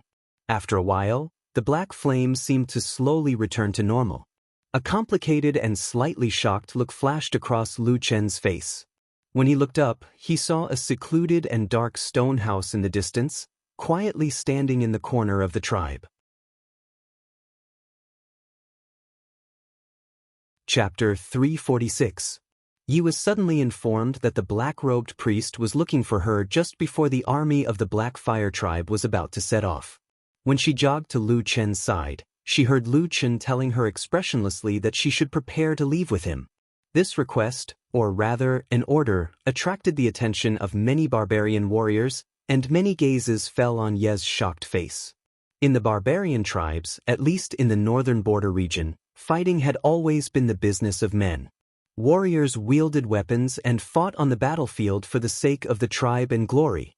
They would never allow women to follow them to the battlefield. Although this order was obviously against the unwritten rules of the barbarian tribes, no one stood up and said anything. It seemed that between the reverence of the black-robed priest and the abnormality of a little maid, most people valued the former more. Therefore, Yi was muddle-headed and involuntarily followed the army and left the Black Fire tribe. Although in the beginning, Lu Chen was very calm and seemed to have told Yi to prepare before leaving, in fact, it was a completely different matter. The entire army of the Black Fire tribe was ready to set off.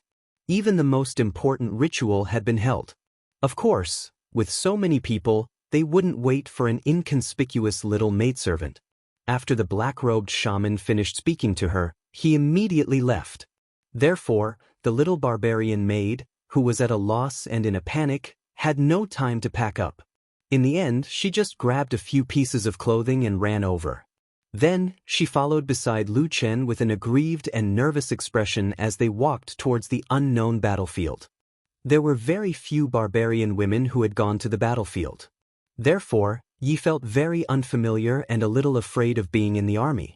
After all, she was surrounded by burly men who looked murderous. Moreover, most of these people were not her tribesmen who had grown up with her. Instead, they were the murderers who had slaughtered her tribe not long ago. Yi felt very nervous, even breathing was a little difficult. She felt very ashamed and wronged because of this feeling. Even if she was a woman, especially as a daughter of the barbarian tribe, fear was still looked down upon by others, including herself. However, with so many complex emotions intertwined, in the end, the feeling of fear and uneasiness prevailed.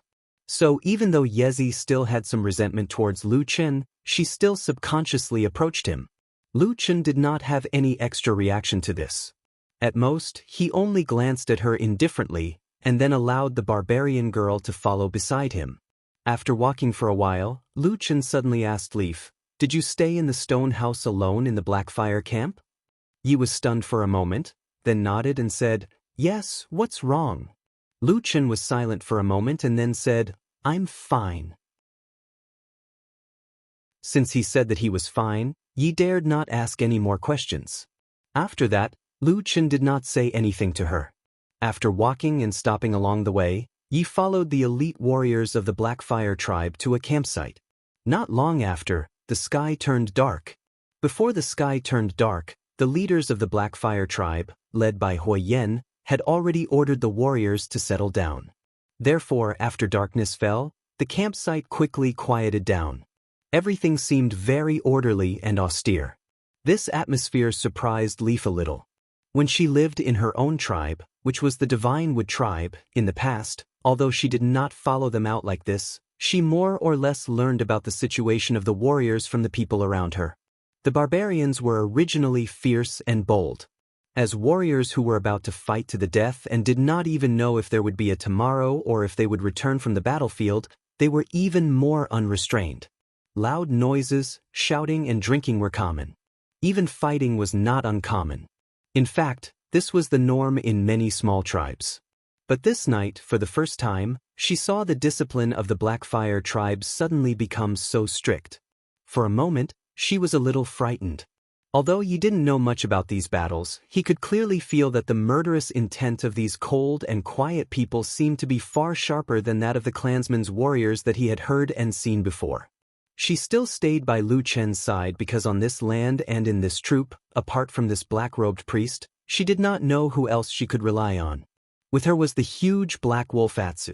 This time, Lu Chen also brought it out. But on this night, Atsu still looked a little lazy. It lay down by Lu Chen's side early and closed its eyes to sleep. In truth, Yi really wanted to ask Lu Chen what was the point of asking him to come along for this kind of battle. However, she was still too afraid of the black-robed priest.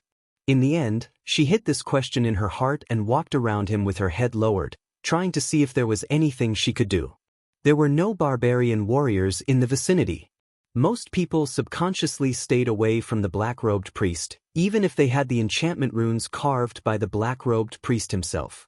It was in this silence that Lu Chen suddenly said to Leaf, "Sit down. We're here to fight, not to enjoy life. There's no need to be so busy." Leaf was speechless after hearing this. After a long while, she returned to Lu Chen's side and knelt down. She then plucked up her courage and asked, "Sir, if that's the case, why did you bring me here? If I don't clean up, I won't be of much use here." "It should be of some use." Lu Chen looked at her calmly and said, "I heard that when you barbarians are extremely hungry, you can eat people." Leaf's face turned pale. Her body trembled and she quickly said, No, there's no such thing." "Sir, where did you hear this rumor?" "I've seen it." Lu Chen's eyes flashed slightly. It was as if he remembered what he had seen and heard in the dangerous land of chaos a long time ago. "You've seen it?" Leaf was stunned for a moment. Her face was full of doubt. It seemed that she really didn't believe it. Lu Chen smiled and didn't want to argue with her. He just lightly said, "Rest early. Otherwise, we might have to wake up early tomorrow." "Oh," Leaf agreed. She lay down not too far away from Lu Chen. At the same time, she secretly criticized in her heart, if the army hasn't reached their destination, of course they have to wake up early. You don't have to tell me that. But on this night, or perhaps the next day, just as Lu Chen had said, they woke up early, much earlier than usual. When darkness shrouded the earth, a large number of black shadows suddenly rushed out of the night. Then, like wild beasts, they fiercely pounced on the Blackfire's camp. The darkness seemed to solidify at that moment. In the camp, Lu Chen opened his eyes. His eyes were clear and full of spirit. It seemed that he hadn't slept at all. Beside him, Leaf suddenly woke up and jumped up. She said in surprise, "What's wrong? What's wrong?" But when she turned back to look at Lu Chen with a dependent and questioning gaze, she suddenly trembled and stood rooted to the ground. The black-robed priest was still sitting on the ground, but one of his hands was placed a foot in front of his chest. His palm was facing up. A black flame appeared in his palm and burned silently.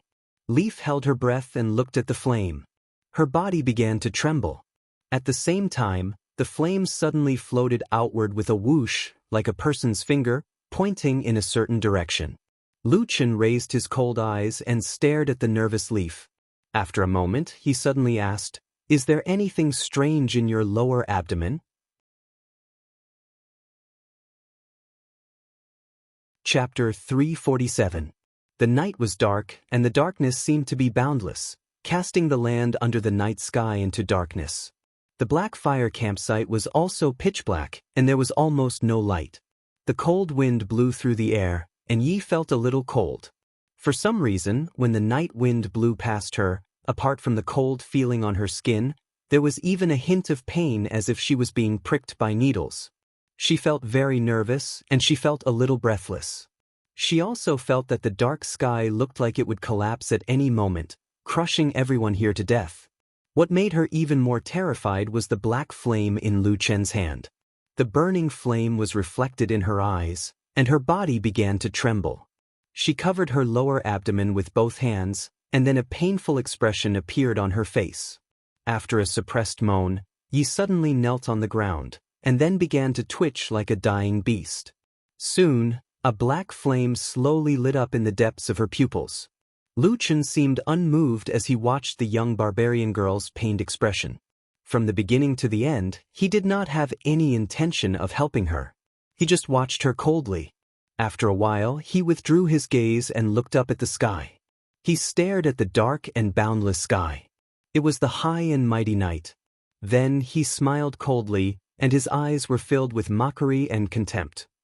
The darkness rolled like a surging tide. The night wind suddenly became urgent, and the whistling sound suddenly became mournful. Then, there was a sudden flash of ice-cold blade light in the night. In the depths of the Black Fire Tribe's camp, Leaf shivered. The inexplicable and indescribable pressure on her suddenly disappeared. She sat up and looked back into the distance. She saw countless figures moving in that direction. Roars and roars rose and fell one after another. Impressively, it was an incomparably fierce battle. At this moment, a figure suddenly appeared in front of her. It was Lu Chen walking over. At the same time, the fire god's staff had appeared in his hand and was gradually emitting a bright light. Lu Chen no longer looked at her, and instead stared into the darkness in the distance. After a moment he raised the fire god's staff and stabbed it into the dark sky. At the same time, he chanted a mysterious and ancient curse, and a dark aura gushed out from his body. With a boom, large patches of black flames suddenly rose from his body and danced wildly in the night. The fire god's staff instantly shone brightly, radiating a brilliant light in the night. It was like a sun that suddenly appeared in the darkness, and no one could look directly at it. Then, countless dark auras shot up from the magic staff, and then flew into the dark battlefield, looking for the cursed black lines. A moment later, angry roars and roars could be heard, like the wild roars of wild beasts. In the darkness, cries of alarm and screams could be heard. Many black figures suddenly grew in size. Even though they were so far away, they could still faintly hear the terrifying sounds of bones cracking. Yezi had a rough idea of what was happening in the darkness over there. Her eyes were filled with fear. When she looked back and saw the black-robed priest controlling the fire god's staff, looking at his demon-like appearance, she only felt that her legs and feet were sore, and her heart seemed to be unable to resist all this horror. In the distance, the wild roars grew louder and louder. The bloody smell of slaughter was also drifting with the wind, and it became thicker and thicker. The night became more and more desolate and dark. This was the first time that Yi, as a woman, was so close to a cruel battlefield of life and death. From the darkness, she could clearly feel the horror of the chaotic battle. All kinds of sounds came to her, and countless images formed in her mind. The sounds of breaking, howling, screaming, breaking bones and bleeding, falling to the ground, and all kinds of sounds that contained pain and brutality, filled with the smell of slaughter, all came to her ears, one after another. Yi trembled all over. At that moment, she suddenly felt that she really did not look like a barbarian. But women never had to go to the battlefield. At this time, the black figure standing in front of her seemed to have given her a lot of courage, helping her to block out a lot of darkness. Because from the beginning to the end, Lu Chen had no intention of joining the battle, and even Yi took advantage of it. She secretly stayed in the same place and did not move. Then, in the darkness of the night, she heard the clamorous and terrifying voices grow louder and louder. After a long while, they suddenly reached a climax. It was someone howling in pain in the night, with furious roars and roars, as if they were questioning something or cursing at the top of their lungs. Then, darkness fell, and an incomparably thick stench of blood covered everything. Until all the sounds began to slowly fade. Until dawn. Yi did not sleep for the whole night, nor did she dare to sleep. She was extremely nervous, and at the same time, she had a deep fear. The pain of the extermination of her tribe was still haunting her for so long, and she could not forget it. When dawn came, everything finally settled. When the morning light shone from the horizon, a new day had begun in the human world, and a new chapter had opened in the wilderness. This land, with the dripping blood and horrible corpses, used the cruelest method of sacrificing life to announce the arrival of this day. When Hui Yan, who was bathed in blood, came to the side of Lu Chen, his face had a trace of exhaustion, but his eyes were very calm. He nodded to Lu Chen. Lu Chen smiled.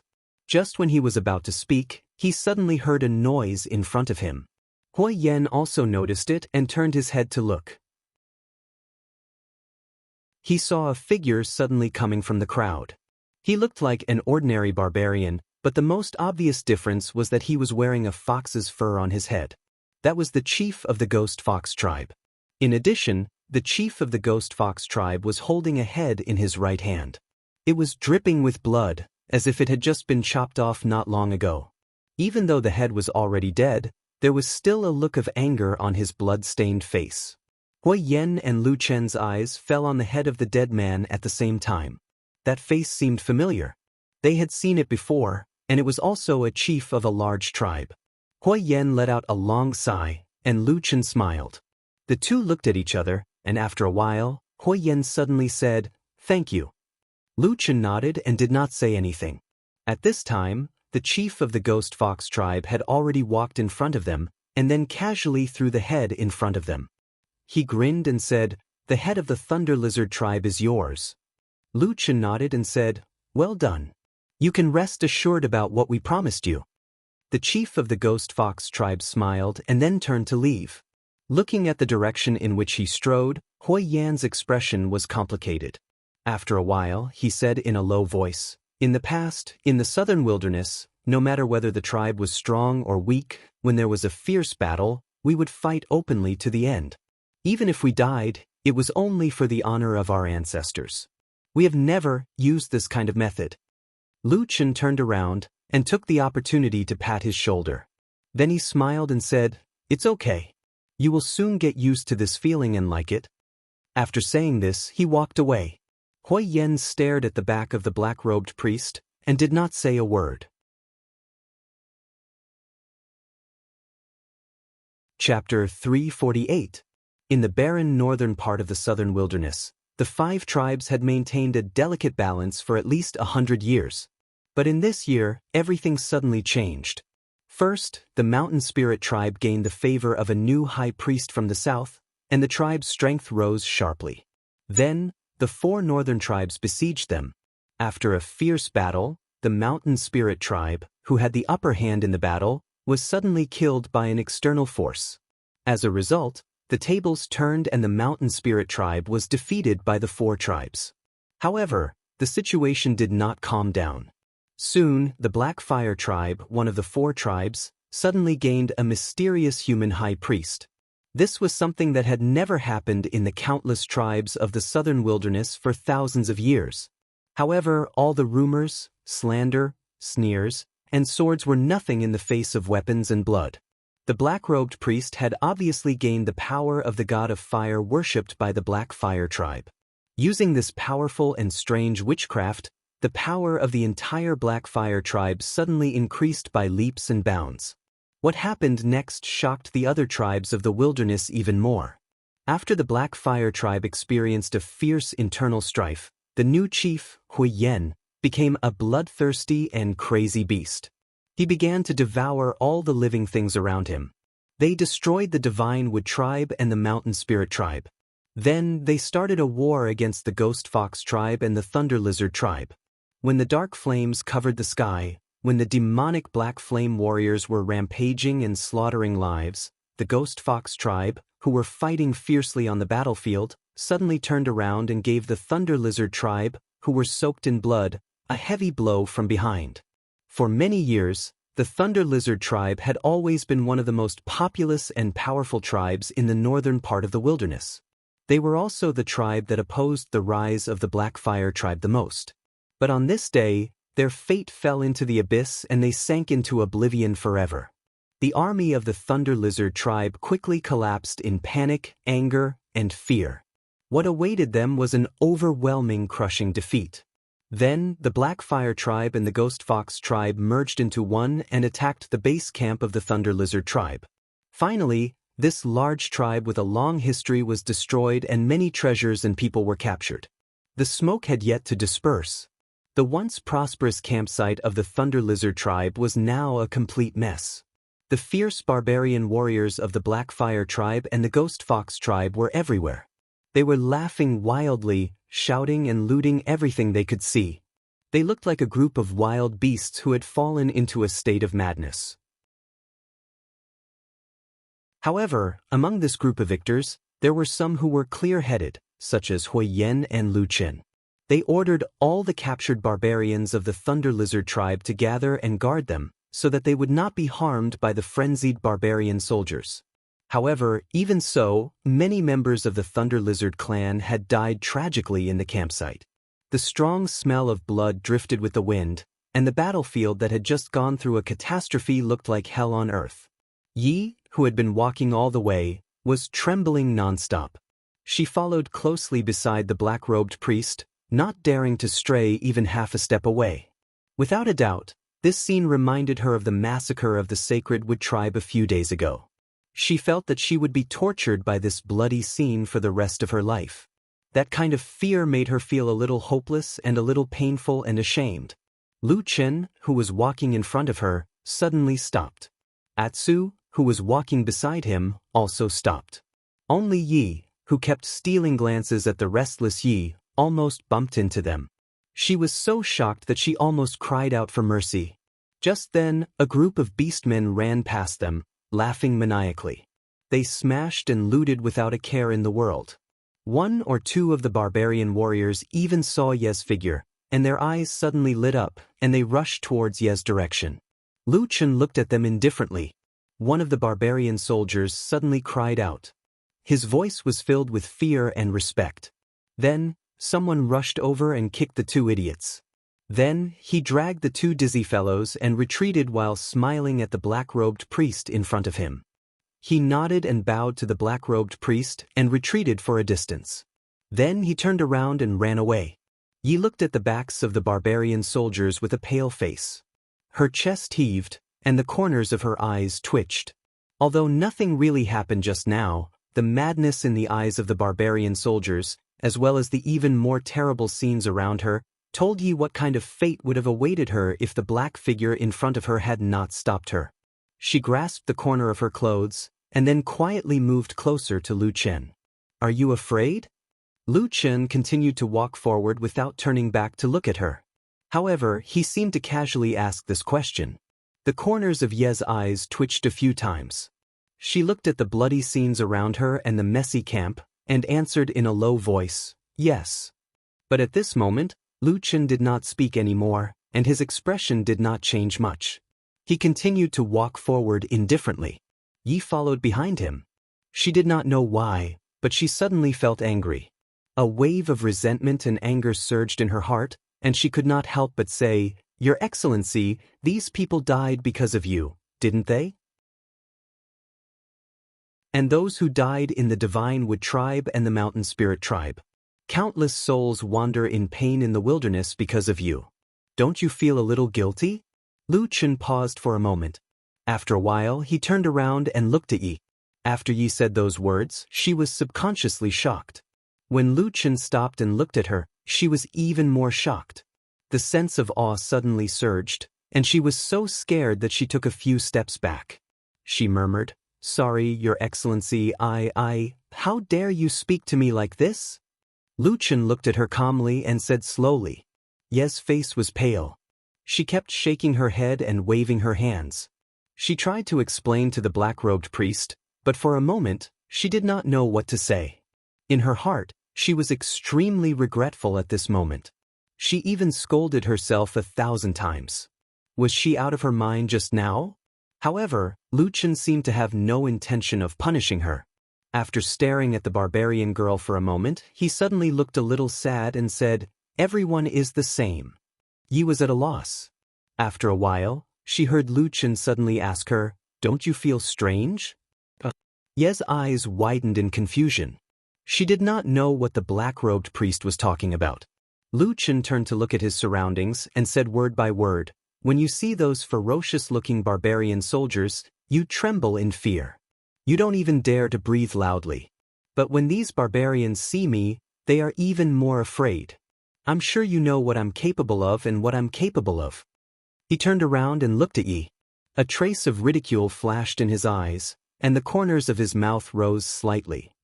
"But you dare to be so rude to me, and even question me in front of my face. This courage is much stronger than those barbarian soldiers, but you do not dare to speak in front of them. Tell me, why is that?" Yi was tongue-tied and did not know what to do. Lu Chen continued to say, "That is because, in your heart, even if you do not admit it, you have already determined that I am good to you. It seems that I will not do anything to you, right?" Ye's face was pale as she shook her head desperately. Her body trembled, and suddenly knelt down in front of the black-robed priest. Then she kept kowtowing and said, "I was wrong, my lord, I was wrong.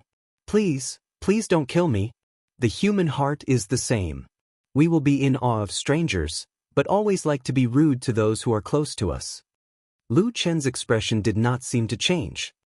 He just looked at Yi condescendingly, and then his black robe swayed, turned around and walked away. Blood and fire flowed and burned around him, and the darkness followed him like a shadow. Yi knelt on the ground, and after a long time, she raised her head and looked at the back of the dark figure going away. For a moment, she was at a loss. Then, as if she had suddenly lost all her balance, she suddenly sat down on her own feet.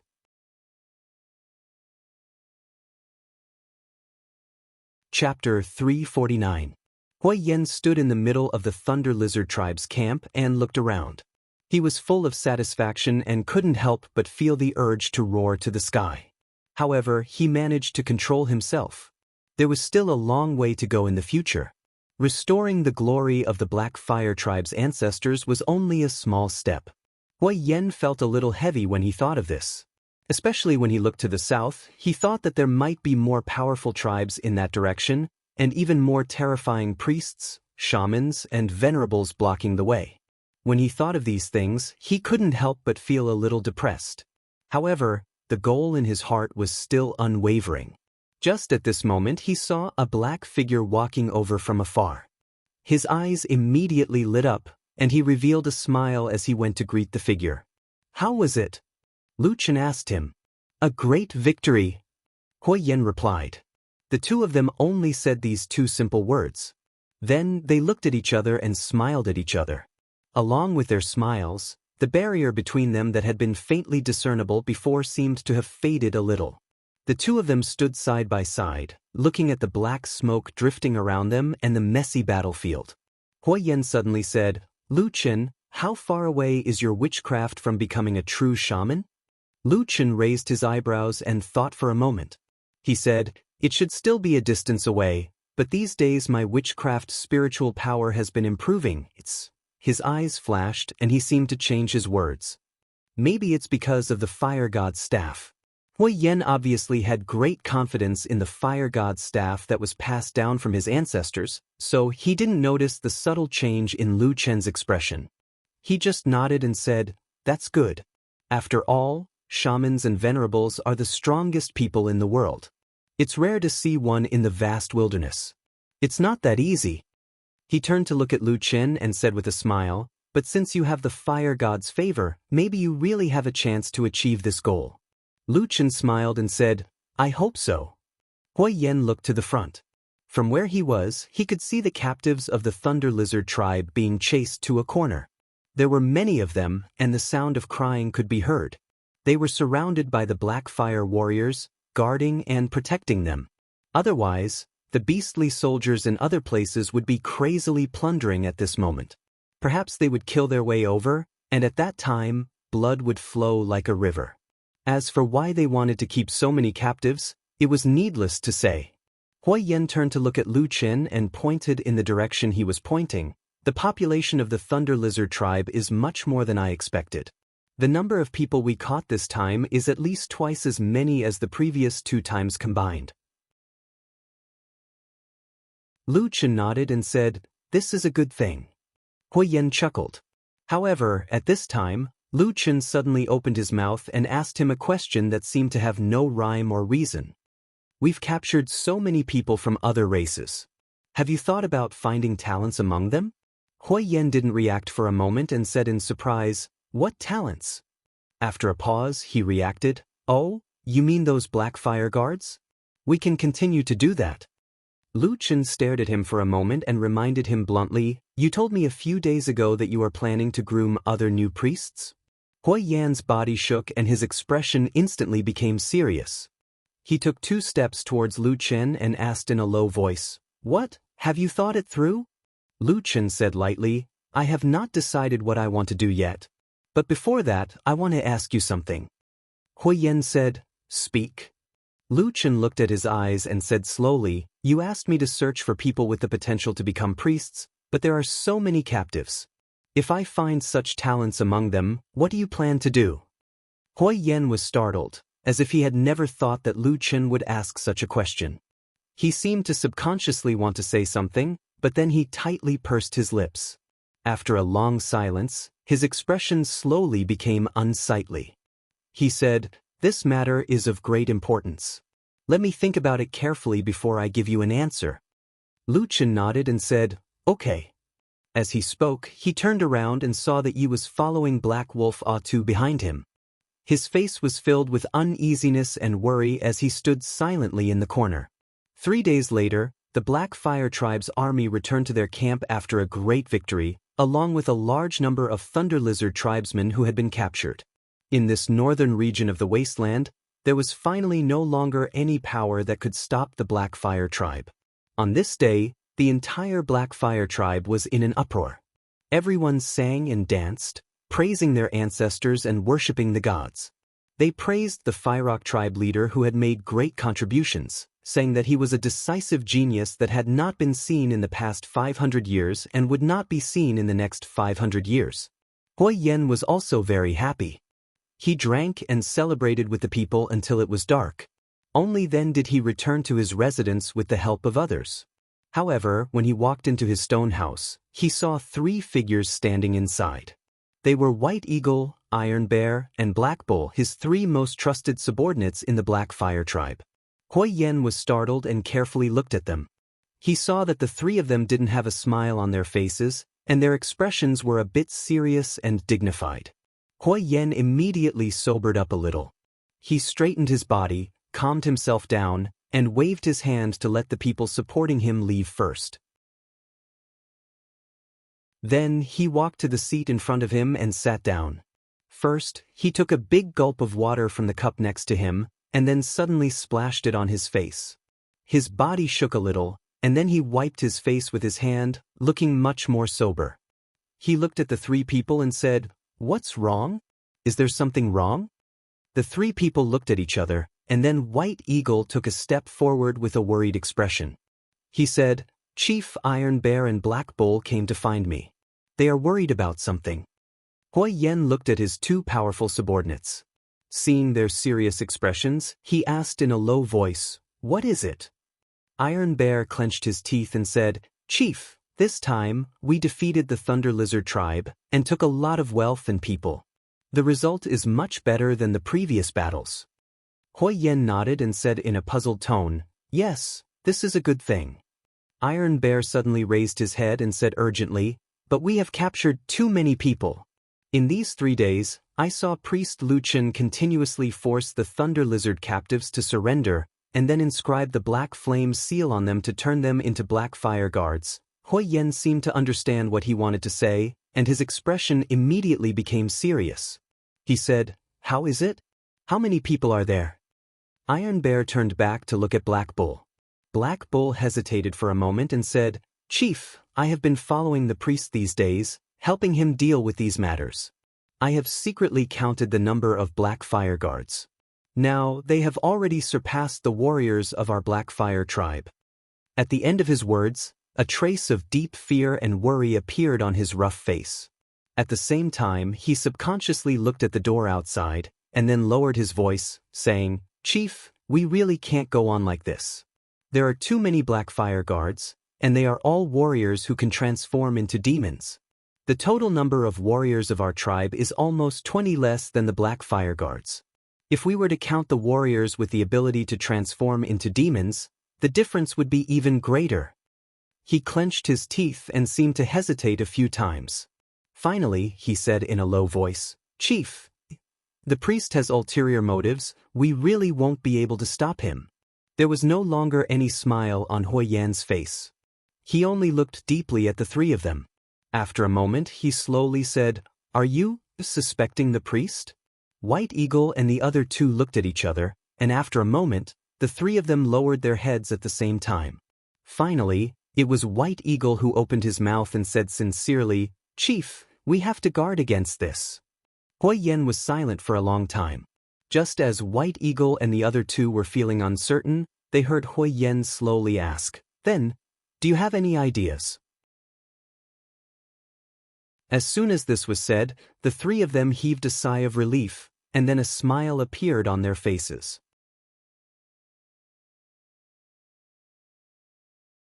Chapter 350. Lu Chen dreamed of the damn Baldy. He had not dreamed for a long time, because for many years his body had developed a habit of being as tense as a bowstring all the time. Even when he fell asleep in the dead of night, he slept very lightly. Once there was any danger or a foreign object approaching, he could almost instantly wake up and then let himself enter a life-threatening state from the most relaxed state in the blink of an eye. However, this was not a pleasant habit. It was just a painful instinct that Lu Chen had honed in order to survive when he was lurking inside the evil sect. Just that the days passed slowly, he also slowly got used to it. Until this night, he had a dream. In the dream he saw the Lord Tianlan, who he often called the damn Baldy. From a very young age, he was adopted by this unusually tall and burly man. He gave the young Lu Chen the harshest training in the world, groomed him into an almost perfect shadow, and then put him into the world's most dangerous and most terrifying evil sect. In the midst of countless ferocious evil sect demons, let him little by little get closer to the ultimate goal. That matter was so unimaginable that no one believed it, and it was also so difficult that it was unimaginable. In those years, it was unknown how many innocent people died in the hands of the evil faction. The dripping blood seemed to be able to gather into a river now. During this period of time, the Black Wolf from all those years ago had always been watching coldly from the sidelines. He didn't lend a hand and just watched coldly from the sidelines. His nerves seemed to have been tempered into ice a long time ago, and they wouldn't change even after a myriad of years. He was cold to the extreme. Until the last moment, in that desolate valley, in the sky full of fire and the brilliant god-subduing spell formation, he completed his mission. That light was so dazzling and brilliant that the shadow disappeared in the blink of an eye. His life also seemed to be like this. After a sudden flash of light, it immediately returned to darkness, and then silently hid in the shadows. Such a life, if you look back, what will you remember? Blood, killing, sorrow, regret? Cruelty, anger, betrayal, suspicion? No, in this rare dream night, in that dream that he had not had for a long time, he did not see these things that had haunted him his whole life, things that he could not get rid of. What he saw was that bald man. What he remembered was that man pulling a young boy up from the dirty corner of the trash, staring at him, and then revealing a trace of a smile. He still remembered that day. That damn Baldy's eyes were so bright and clear that they surpassed all the brilliance in the world. He also remembered that damn Baldy's hand had reached out to help him wipe off the dirt and tidy up his clothes. It turned out that after so many years, he still remembered the warmth of that big hand. That hand held the youth's small hand, and just like that, they left, walking into the distance. The detestable and despairing dark corner behind him was getting further and further away. From then on, no matter how dangerous or despairing the years were, he did not have a shred of regret. That day, he clearly saw his own joyful smile in the damned Baldy's eyes. That joy he would remember for the rest of his life, even if there was another shadow in front of him. When he left that day, that damn Baldy also seemed to be smiling. Then he woke up. When he regained his full consciousness, in the shadows of the darkness, the corners of his mouth curled up into a smile. There was a hint of hope and expectation that he had never shown before in front of others. He was just like the youth he used to be. Until a moment later, he opened his eyes and saw the darkness. He was silent in the darkness, and his smile slowly disappeared. He lowered his head slightly and thought to himself, "What's going on today?" Then he looked towards the north and thought, "Those people I know, what are they like now?" Priest Lu Chen's power is about to be established. It is not easy to topple him now. In the stone house that was still lit in the middle of the night, the Black Fire Tribe leader Hui Yen and his 3 most trusted subordinates had not dispersed yet and were still sitting around talking. The one who spoke at this time was Hui Yen. His face was solemn, and his gaze was fixed on the small fire in front of him. He said in a heavy tone, "Even if what you say makes sense, even if I believe the many threats you have said, but you are not his match, so what?" White Condor, who was sitting on his left, thought for a moment and leaned forward a little, saying, "Although the priest's witchcraft is powerful, but his physical body has always been slightly weaker. As long as we can trick him here, 1. He will leave those Black Fire Guards, 2. We might have a chance to kill him suddenly. Before he finished, Hui Yen shook his head, saying, "This won't do. Once we fail, the whole situation will be ruined." Also, Lu Chen is careful and cautious. Once he discovers this, the consequences will be unimaginable. This method can only be used at the last moment, when there is no other way. At this time, Tai Xiong suddenly spoke. "Tribe leader, there is something I have never dared to ask you, but since we have talked about it today," Hui Yen interrupted him, saying, "Speak." Iron Bear hesitated for a moment before saying, "It's about the black flame runes on our bodies. The great fire god bestowed great power upon us, but I heard that priest Lu Chen also uses these runes to control the black fire guards. It's said that he can control the life and death of the black fire guards with a single thought." Hui Yan's face darkened. Tai Xiong clenched his teeth and continued, "Although the black flame runes that our Black Fire Tribe warriors get are different from those of the Black Fire Guards, and the most obvious difference is that the runes are engraved on our heads and on their chests. But, Chief, is there really no danger?" The gazes of the three fell on Hui Yen for a moment. Hui Yen was silent for a moment, saying, "I have actually asked Lu Chen about this in private, and Lu Chen's answer was that there is no problem with the runes on our Black Fire Tribe's side, and there is no danger like you said." Tai Xiong, Black Bull, and White Condor looked at each other. After a while, White Condor couldn't help but ask, "Can his words be trusted?" This time, Hui Yen was silent for a long time, then suddenly sighed, saying, "I don't know." As soon as these words came out, the expressions of the other three turned ugly. White Condor immediately said in a low voice, "If that is the case, then we have to get rid of this person. Otherwise, if something happens in the future, our Black Fire Tribe will be destroyed." Hui Yen lifted his gaze and looked at the three, suddenly saying, "Do you think that I was wrong to invite Lu Chen back?" The three of them were stunned for a moment. After a while, Tai Xiong smiled bitterly and said, "How can I say that clearly? If it weren't for the priest, our Black Fire Tribe wouldn't have been able to unify this land in such a short time." The few looked at each other, speechless, and discussed here and there for a long time. They thought of many plots and schemes, but they were all rejected one by one. In the end, they were all at a loss. However, at this time, perhaps the situation made them more aware of the danger that Lu Chen was in, and the murderous intent on their faces became even more intense. Only Hui Yen seemed to be a little calmer.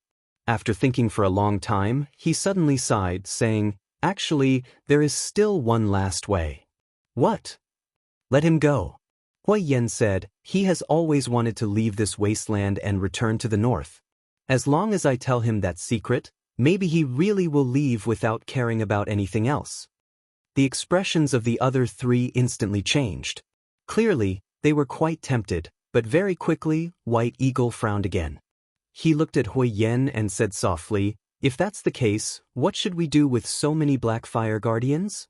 Also, our tribe can only have what we have today because of the power of witchcraft. If he leaves, the tribe will not have a priest, then what should we do?" Tai Xiong and Heinyo also said. Hui Yen snorted and couldn't help but glance at them, saying, "Now you know to talk about the priest, then why did you want to kill him just now?" The two barbarian warriors immediately smiled awkwardly, but Hui Yen didn't seem to have any intention to pursue the matter. Instead, he quickly fell into deep thought, and after a while, he suddenly stood up and walked out. The three were shocked, saying, "Chief, where are you going?" Without turning his head, Hui Yen said, "I thought of a way. Maybe I need to have a good chat with our priest Lu Chen." White Condor and the other two looked at each other and didn't say anything, but each had a serious expression. The night was about to pass, and the first rays of dawn appeared on the horizon.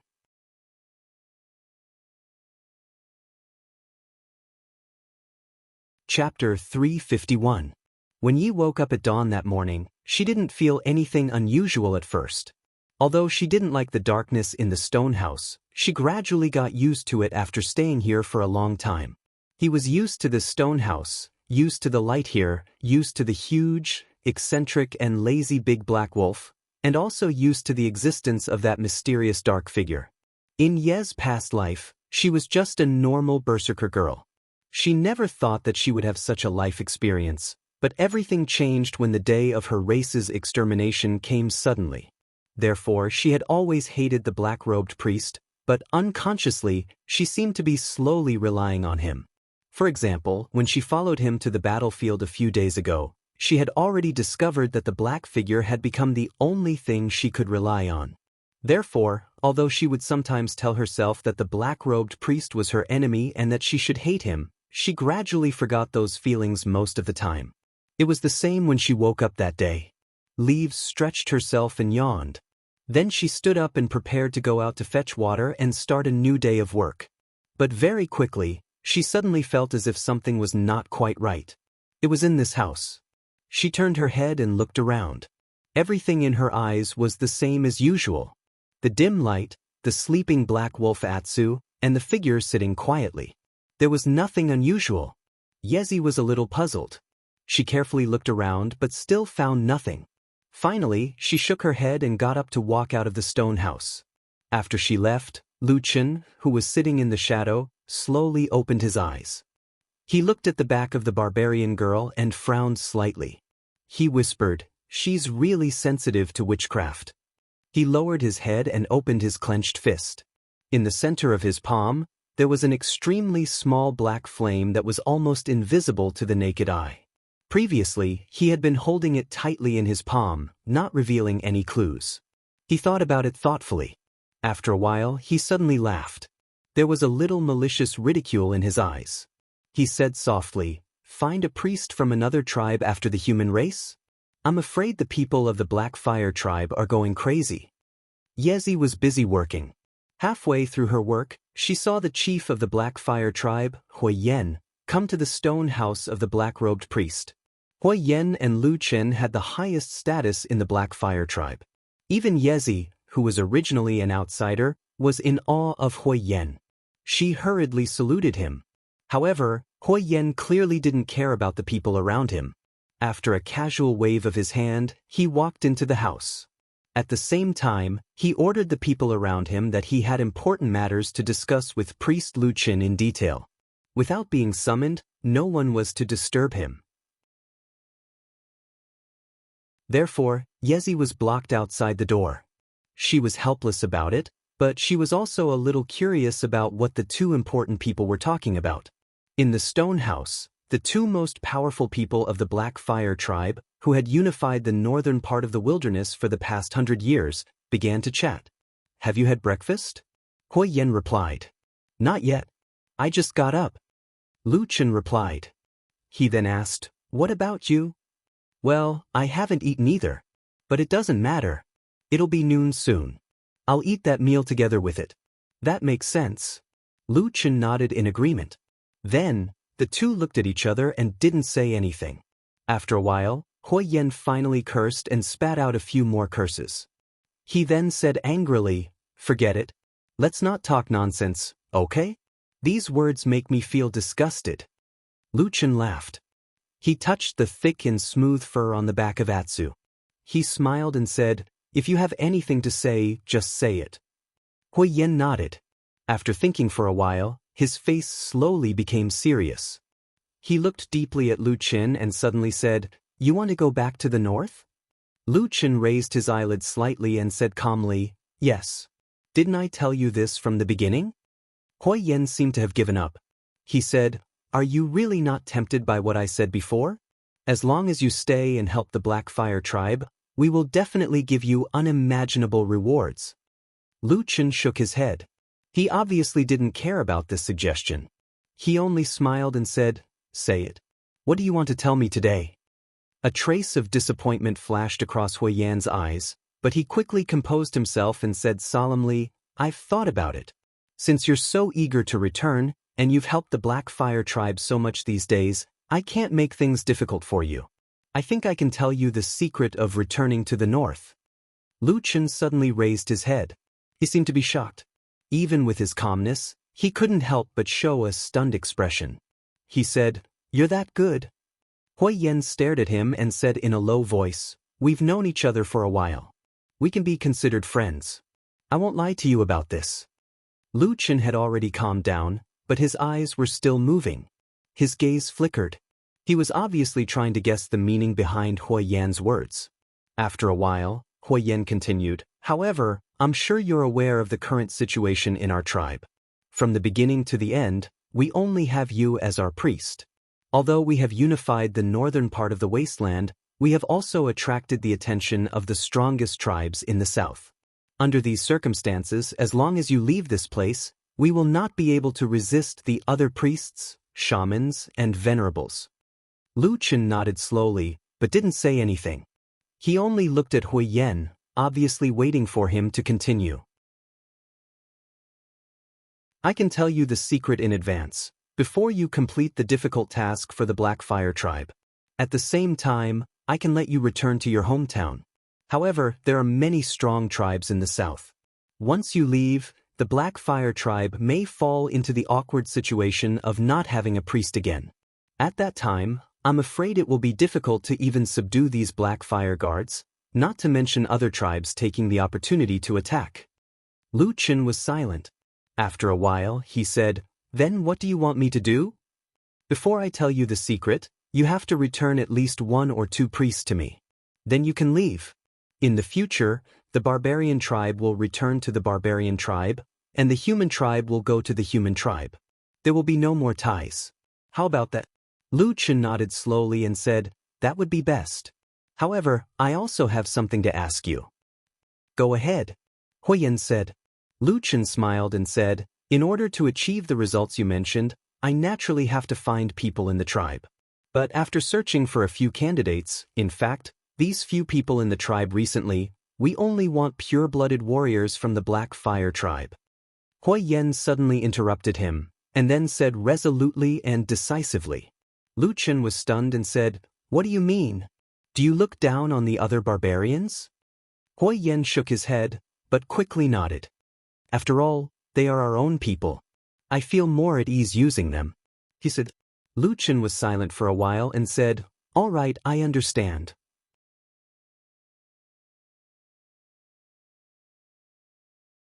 Chapter 352. There was a moment of silence in the priest's stone house. For a long time, neither of them spoke, and the atmosphere became somewhat stiff. After a while, Lu Chen suddenly said, "Why are you suddenly not anxious anymore?" Hui Yan looked up at him. Lu Chen looked at this barbarian and said, "All along, the one who was most anxious to restore the Black Fire tribe to its former glory was you. For this, you didn't even want to wait a few more years, waiting until you officially became the chief before you started. Why do you suddenly want to calm down now?" Hui Yan was silent for a moment and said, "You are right, I was originally extremely anxious. In the wilderness, a barbarian's life is not very long, unless he is a priest or shaman with powerful witchcraft. But I don't have that.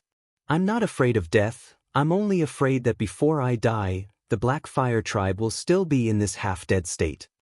Lu Chen nodded and said, "I understand your intentions, but why did you suddenly change your mind? If I'm not wrong, before this war, there were many people in the Black Fire tribe who doubted you and thought that your actions were too radical. But after we defeated the Thunder Lizard tribe and unified the North, the entire Black Fire tribe has already bowed down to you. Many of the young barbarian tribe's warriors are crying out for you. What they want the most is to follow you to the south and fight against those southern tribes, right? The right time, the right place, and the right people. Now that everything is on your side, why did you change your mind?" Lu Chen stared at him and asked, "Are they really all on our side?" Hui Yan suddenly asked in return. Lu Chen's expression did not change, and he said lightly, "Isn't it?" Hui Yan snorted and leaned back against the wall. His voice was low as he slowly said, "The people of our barbarian race are brave and strong, but their minds are simple. No matter what we see, we will only think of some simple things. Except for those high and mighty priests and shamans who are like gods, ordinary people can't see the long term at all." After defeating the Thunder Lizard tribe, I was also overjoyed. I also had the ambition to go south. But these days, every night I can't sleep. He gestured to Lu Chen, pointed at his finger, and then pointed at his heart. Lu Chen didn't know what he meant. Finally, he sighed and said with a blank expression, "At first, I didn't know why, so I thought hard. After thinking for a long time, I suddenly realized that the Black Fire tribe couldn't go on like this. Our Black Fire tribe has been on the decline for many years. No matter how deep our foundation and depth we have, we are still just a small tribe. Our strength is just that, even if we have you as our priest. We swept through the northern part of the wilderness not because we were too strong, but because the other 4 tribes were too weak. We could only do this because this area was too barren, and the powerful tribes in the south didn't care about it. If we overestimate ourselves and continue to go south, then what awaits us is death, isn't that right? Hui Yen slowly lowered his head and clenched his teeth. I won't say these words to anyone else. Even if I did, they wouldn't understand. Who knows, they might even think of betraying me. The only person who can understand me is you, right? Lu Chen coldly looked at the barbarian. His eyes gradually turned from gentle to cold. It was as if he was staring at the barbarian with an icy cold sword. After a while, he slowly nodded and said, "You're right." Hui Yen looked at him, his gaze also containing some coldness and complicated emotions. However, his voice was still calm as he said, "I feel that you are the smartest person I have ever met in my life. You must have thought of these things a long time ago. But now, I'm very curious. You obviously knew this, why didn't you tell me?" He stared at him and lowered his voice, like a beast full of wariness and murderous intent, hibernating in the darkness and ready to pounce. Or, in fact, you just wanted to see us, the Black Fire tribe, like fools, rush south and be doomed eternally? The stone house was quiet, and the atmosphere was so tense that it seemed to solidify. The 2 men looked at each other in the darkness. After a while, Lu Chen slowly said, "You're smarter and calmer than I thought. I'm hesitating now, maybe I should try to kill you." Standing outside the house, Yi felt a little thirsty. Maybe she had waited here for too long. On this day, the chief Hui Yen came to talk to the black-robed priest, but it took a long time. She had waited outside for half a day, but there was no response from the dark house, as if no one was inside. However, the Black Fire guards and the trusted warriors brought by the chief Hui Yen were still standing there, indicating that there were 2 of the most powerful people in the Black Fire tribe in the house, and they seemed to be still discussing something. He sat to the side, bored. For some reason, she suddenly remembered the scene a few days ago when the black-robed priest suddenly had a ball of black flame in his hand. She remembered that at that time, she felt a sharp pain in her lower abdomen, as if something was about to break out of her body. It was very scary. She also remembered that at the same time, the black-robed priest looked at her. After the initial shock, it was followed by a deep and bottomless gaze. Until now, Yi did not know what happened that day, but she could still keenly feel that recently, whenever the black-robed priest looked at her, there seemed to be something in his eyes that she could not explain. She stretched out a palm and placed it in front of herself. Compared to most tribal barbarians, her palm was relatively small and white, which was very rare. But when she was still in the old tribe, she was often nagged by the aunts and aunties in the tribe because of this. They said that she was not suited to work, and that she could not do things neatly, and that she would probably not be able to serve her husband well in the future. Yi used to be very ashamed and worried about this, but after so many years, in the end, it was still like this. In the end, the Divine Wood tribe was destroyed, and there was nothing more to say. But at this moment, she suddenly felt a kind of excitement in her heart. The mysterious black flame in the black-robed priest's hand, although it looked scary, seemed to have a kind of exciting power.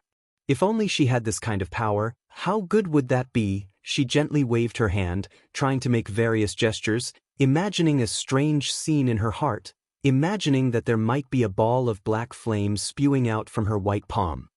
Lu Chen suddenly turned his head, looking outside the house. Hui Yen saw his movement, his eyebrows slightly wrinkled. "What's wrong?" Lu Chen was silent for a moment, then shook his head. "Nothing." Hui Yen grunted and said, "That's good. But just now, you said that you want to kill me?" Lu Chen did not have any intention of retreating. He even raised his head and looked straight at Hui Yen. After a moment, he suddenly smiled. "Yes." Hui Yen also laughed and said, "You can kill me?" Lu Chen said, "Perhaps there is a little possibility." Hui Yen was silent for a moment, then nodded. You are a priest, you naturally have methods that I do not know of, I believe this. But first, I will not let myself be captured, and second, there is no benefit in killing me, right? Also, he looked deeply at Lu Chen, I originally thought that the relationship between us could be considered as a kind of friend. Lu Chen shook his head, there is no benefit in killing you, but you are a person who knows when to yield and when to stand tall. You are strong and decisive. Not to mention the barbarians, even among the people I have seen in the northern human race, there are not many people like you. He looked at Hui Yen, quietly said, I am a little afraid that in the future, you will not be an ordinary person. Once the wind and clouds gather, perhaps you will make a great achievement. At that time, if you are still in the southern wilderness, then naturally there is no harm. But if you lead the army to the north, won't our human race be tormented by the army? Hui Yen looked into his eyes, his gaze firm and fearless. You think too highly of me, but what I should do, I will still do. And you can't kill me, you still need that secret, right? Perhaps in a few years, I will die in this wasteland. What do you think? Hui Yen revealed a faint smile as he spoke to Lu Chen. Lu Chen nodded. You're right. I want that secret. I want to leave this place and return to the north. He paused for a moment before continuing, I won't kill you. I'll even help you.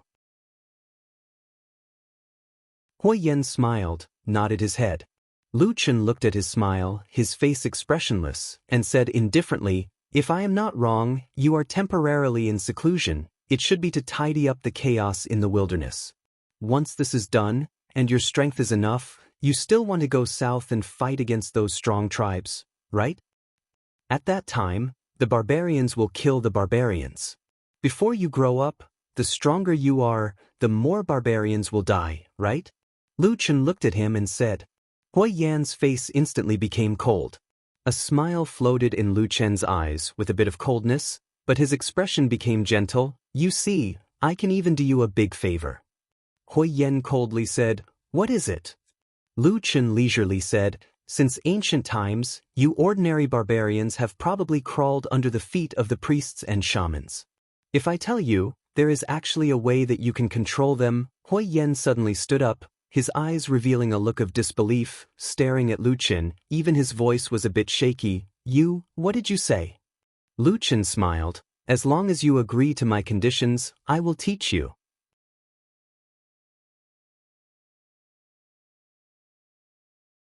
Chapter 353. Whoosh! A gust of cold wind blew past the Blackfire camp. Yi was so bored that she started to doze off. In the past, these two big shots had met and talked about many things, but none of their meetings were as long as today's. She swung her arms casually. Before this, she had tried to cast a spell like the black-robed priest, but the result was no surprise. She was still a mortal, and the powerful and mysterious power did not bother her at all. Yi was not disappointed, of course. This was how it should be. She raised her head to look at the sky, only to find that it was already noon. Just as she was considering if she should find a place to fill her stomach, there was a sudden movement from the priest's stone house. Then, the guards and soldiers who were standing lazily at the door all straightened up. A moment later, Chief Hui Yen and Priest Lu Chen walked out together. They walked side by side with calm expressions on their faces. They didn't even look at their surroundings as they walked towards the exit of the camp. The surrounding guards followed them, but very quickly, the two of them waved their hands to signal the others not to follow them. Everyone was stunned and stopped walking, looking at each other. However, the status of these two big shots was simply too important. No matter who it was, they couldn't allow anything to happen to them. Thus, after opening up a distance, the guards still followed from afar under the lead of Tai Xiong and the others. Looking ahead, Hui Yen and Lu Chen did not have much of a reaction, as if they did not care.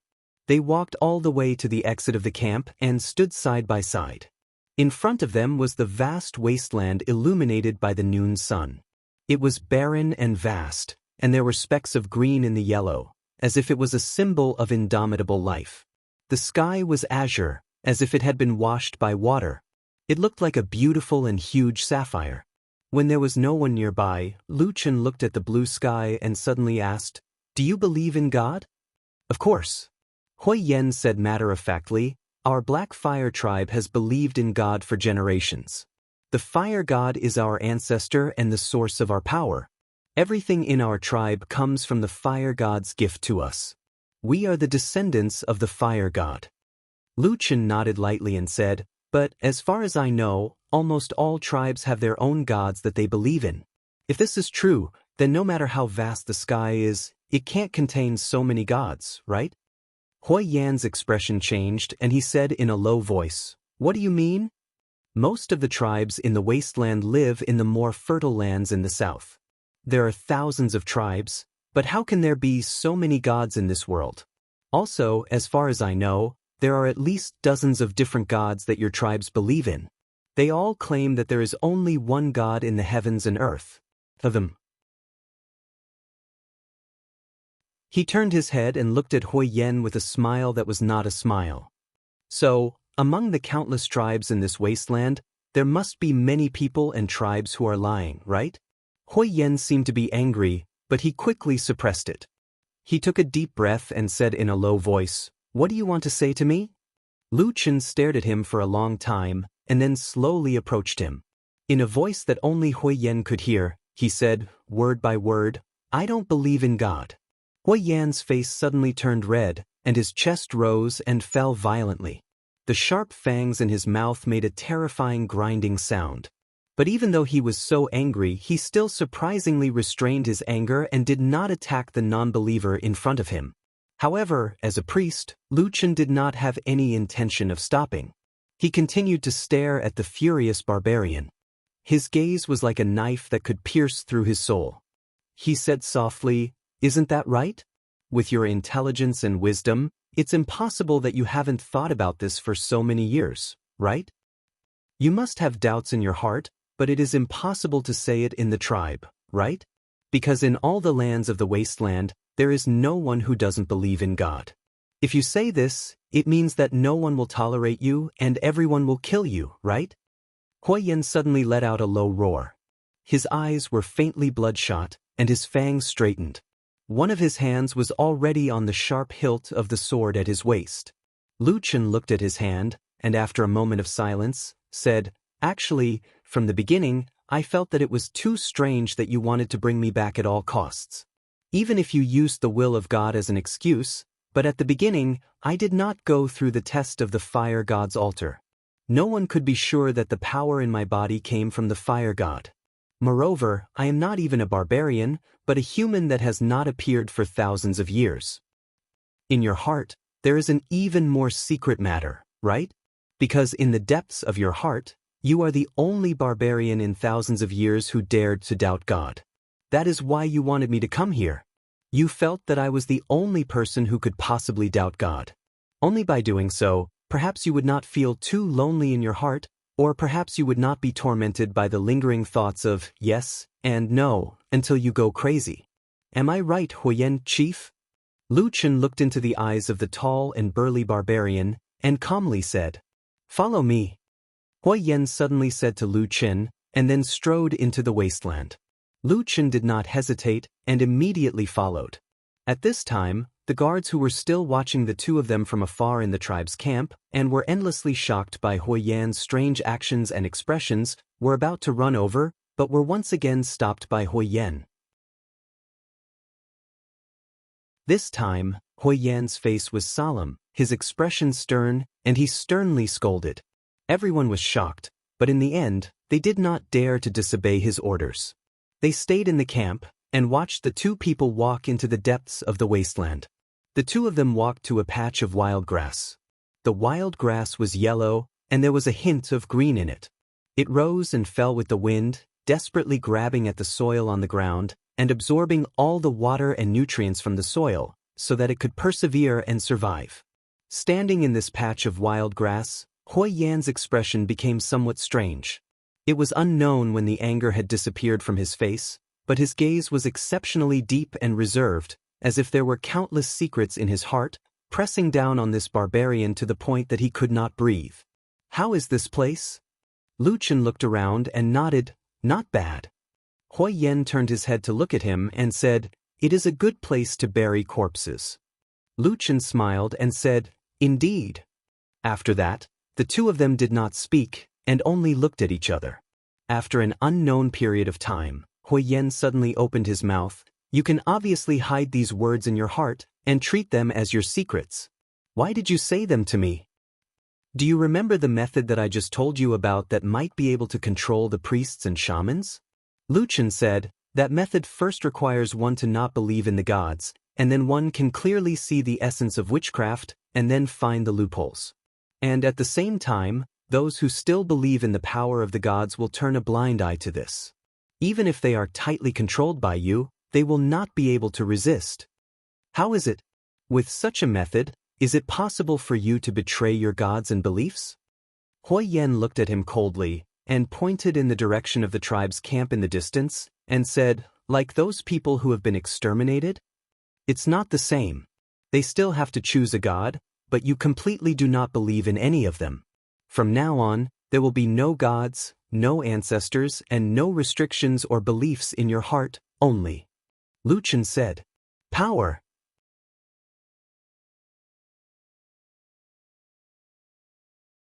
Chapter 354. "I feel like you are an evil spirit," Hui Yen suddenly said. "Why?" Hui Yen looked at this man in a black robe. Even though he was standing under the midday sun, he still seemed to be shrouded in a shadow. He said, "Ever since I met you, you have always been accompanied by blood and slaughter. I don't know how many people have died because of you.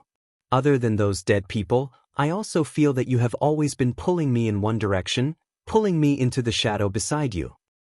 That blood and slaughter, isn't that what you have always dreamed of?" Lu Chen retorted, "Have you ever thought that maybe you're the evil spirit and I'm just helping you out? Or maybe I was forced to do so by you?" Hui Yen stared into Lu Chen's eyes. His eyes were bloodshot. He took a step forward, and his voice seemed to have become a little hoarse. "How dare you speak of me like that?" Lu Chen showed no fear. There was even a hint of a cold smile on his face. At that moment, he seemed to have completely transformed into a cold and emotionless evil spirit. He held an invisible and cold blade in his hand, and slashed at the heart of this barbarian. "Could it be that what I said was not the truth?"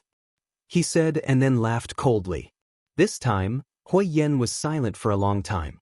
Perhaps with the passage of time, the originally tense atmosphere between them gradually eased. After a while, Hui Yan's expression gradually calmed down. When he looked at Lu Chen again, there was an additional complicated expression in his eyes. However, he spoke half honestly and half seriously. "I had originally thought that perhaps we could become friends, but from the looks of it, that is not possible." Lu Chen shook his head and said calmly, "A friend would not threaten me like this." Hui Yen nodded and said, "You are right. I have been wrong from the beginning. But it does not matter. Even after you leave, as long as I am here, the Black Fire tribe will not collapse. We will continue to follow the glory of our ancestors." As he spoke, he lowered his head slightly, his eyes drifting as if he was looking at an unknown place in this grassland. After a moment, he said, "Tell me the method that can control the priests. If it really works, I will tell you the secret path to the north and let you leave." Lu Chen agreed without any hesitation. A gale blew across the wasteland, causing this patch of wild grass to sway and make whistling sounds. Just as they were about to return, Lu Chen asked Hui Yen, "I heard that these days, when you have nothing to do, you often come here to walk and meditate?" Hui Yen was startled for a moment before he shook his head and said, "I don't come here often. I only occasionally feel bored and come out for a walk." Lu Chen said, "This place is not bad." Hui Yen was silent for a moment before saying, "What do you want to say?" Lu Chen said, "I heard that when your son Hua Ying and a group of old fellows joined forces to oppose you, they were chased away here after they failed." Hui Yen raised his head and looked deeply at Lu Chen. After a while, he nodded and said, "Yes." Lu Chen shrugged and said, "I did not know about this at the time. Otherwise, I would have advised you not to let him go." Lu Chen said indifferently, "Hua Ying and you have the same bloodline. In the wilderness where the inheritance of tribal bloodlines is highly valued, he is naturally the successor of the Black Fire tribe. He is also the only person who can threaten you." Hui Yan's expression changed and he said angrily, "What do you mean? Do you want me to kill my only son with my own hands? Your thoughts are so malicious that even the evil spirits cannot compare to you." Lu Chen stared at him and sighed after a while. He shook his head and said, "Actually, that is not what I mean. I am just reminding you that there is such a possibility. If I was here that day, I would have asked you to imprison him in the tribe instead of chasing him away. This way, there may be some hidden dangers in the future." Hui Yan's face was still ashen as he said coldly, "This is my family's business. You do not need to worry about it." Lu Chen did not feel offended. He also seemed to be a little tired. He smiled bitterly and said, "Forget it. This is also good. At least no matter you or me, we still have a little bit of humanity left in us. We will not become real evil spirits. Let's go." He waved his hand and turned to walk towards the tribe's camp. But at this moment, Hui Yan's voice suddenly came from behind. He said, "Do you have any family or friends in the north?" Lu Chen's body paused. He said, "Why do you ask this?" Hui Yan said, "With your cold and callous will, your heartless temperament, I can't imagine that you have a family. Every single person by your side, will they all meet with misfortune in the end? Will there not be a single one with a good ending?" Lu Chen's body suddenly trembled. At that moment, his hands that were hanging in his sleeves suddenly clenched tightly, his nails digging deep into his flesh. He looked towards the distant north. Under the distant sky, there was a vast expanse of emptiness. He sneered and wanted to ridicule this barbarian who did not know the immensity of heaven and earth and was full of nonsense. But when the words were about to come out of his mouth, he suddenly did not make a sound. He could not say those words of rebuttal and ridicule. He did not turn back. In the end, he only walked away silently without saying a word. "Evil spirit, you are the real evil spirit." Hui Yan muttered to himself as he waited for the figure to disappear into the distance. His expression at that moment was somewhat strange, green and white, his eyes moving. He slowly turned around and looked at the desolate grassland in front of him and behind him. The weeds were overgrown, as if there was a painful life struggling and crying out on this barren land. His face suddenly turned white, and there was some fear in his eyes. But very quickly, this fear was dispelled by an even greater power. He took a deep breath and then walked forward. The weeds trembled under his feet and were stepped into the dry and barren soil. There was only the wind on the wasteland, blowing mournfully, like the roar of an evil spirit. In the depths of the wasteland, Hui Yan found a large rock. It was pressed down on a patch of weeds, its entire body covered with sharp and rough edges. Hui Yan looked at this rock in a daze for a while, then walked over and slowly sat on the rock. The cold wind blew past, and the smell of fresh weeds surged over. He slightly lowered his head and saw the broken wounds and scattered leaves on the stems of the weeds. They were pressed down by the rock and could not move. He sat alone and quietly, and then suddenly slowly held his head with his hands, burying his entire head in his knees, and curling his entire body into a ball. "Evil spirit!" He gave a low roar, his voice trembling and mournful. It was as if a terrifying ghost had appeared in front of him, wanting to completely devour him, wanting to drag him into the yellow springs of hell. "Devil!" he screamed again in a hoarse voice. But in this wasteland, there was only the cold wind that responded to his voice. Ghost? His last voice, powerlessly scattered in the wind, in this corner where no one could hear or see, with all of his weakness and evil, he disappeared into the shadows. Unknowingly, the sky had darkened, and night was about to arrive. You're tuning in to the Wandering Hero YouTube channel. Don't forget to subscribe and join us on this journey to catch the most captivating stories.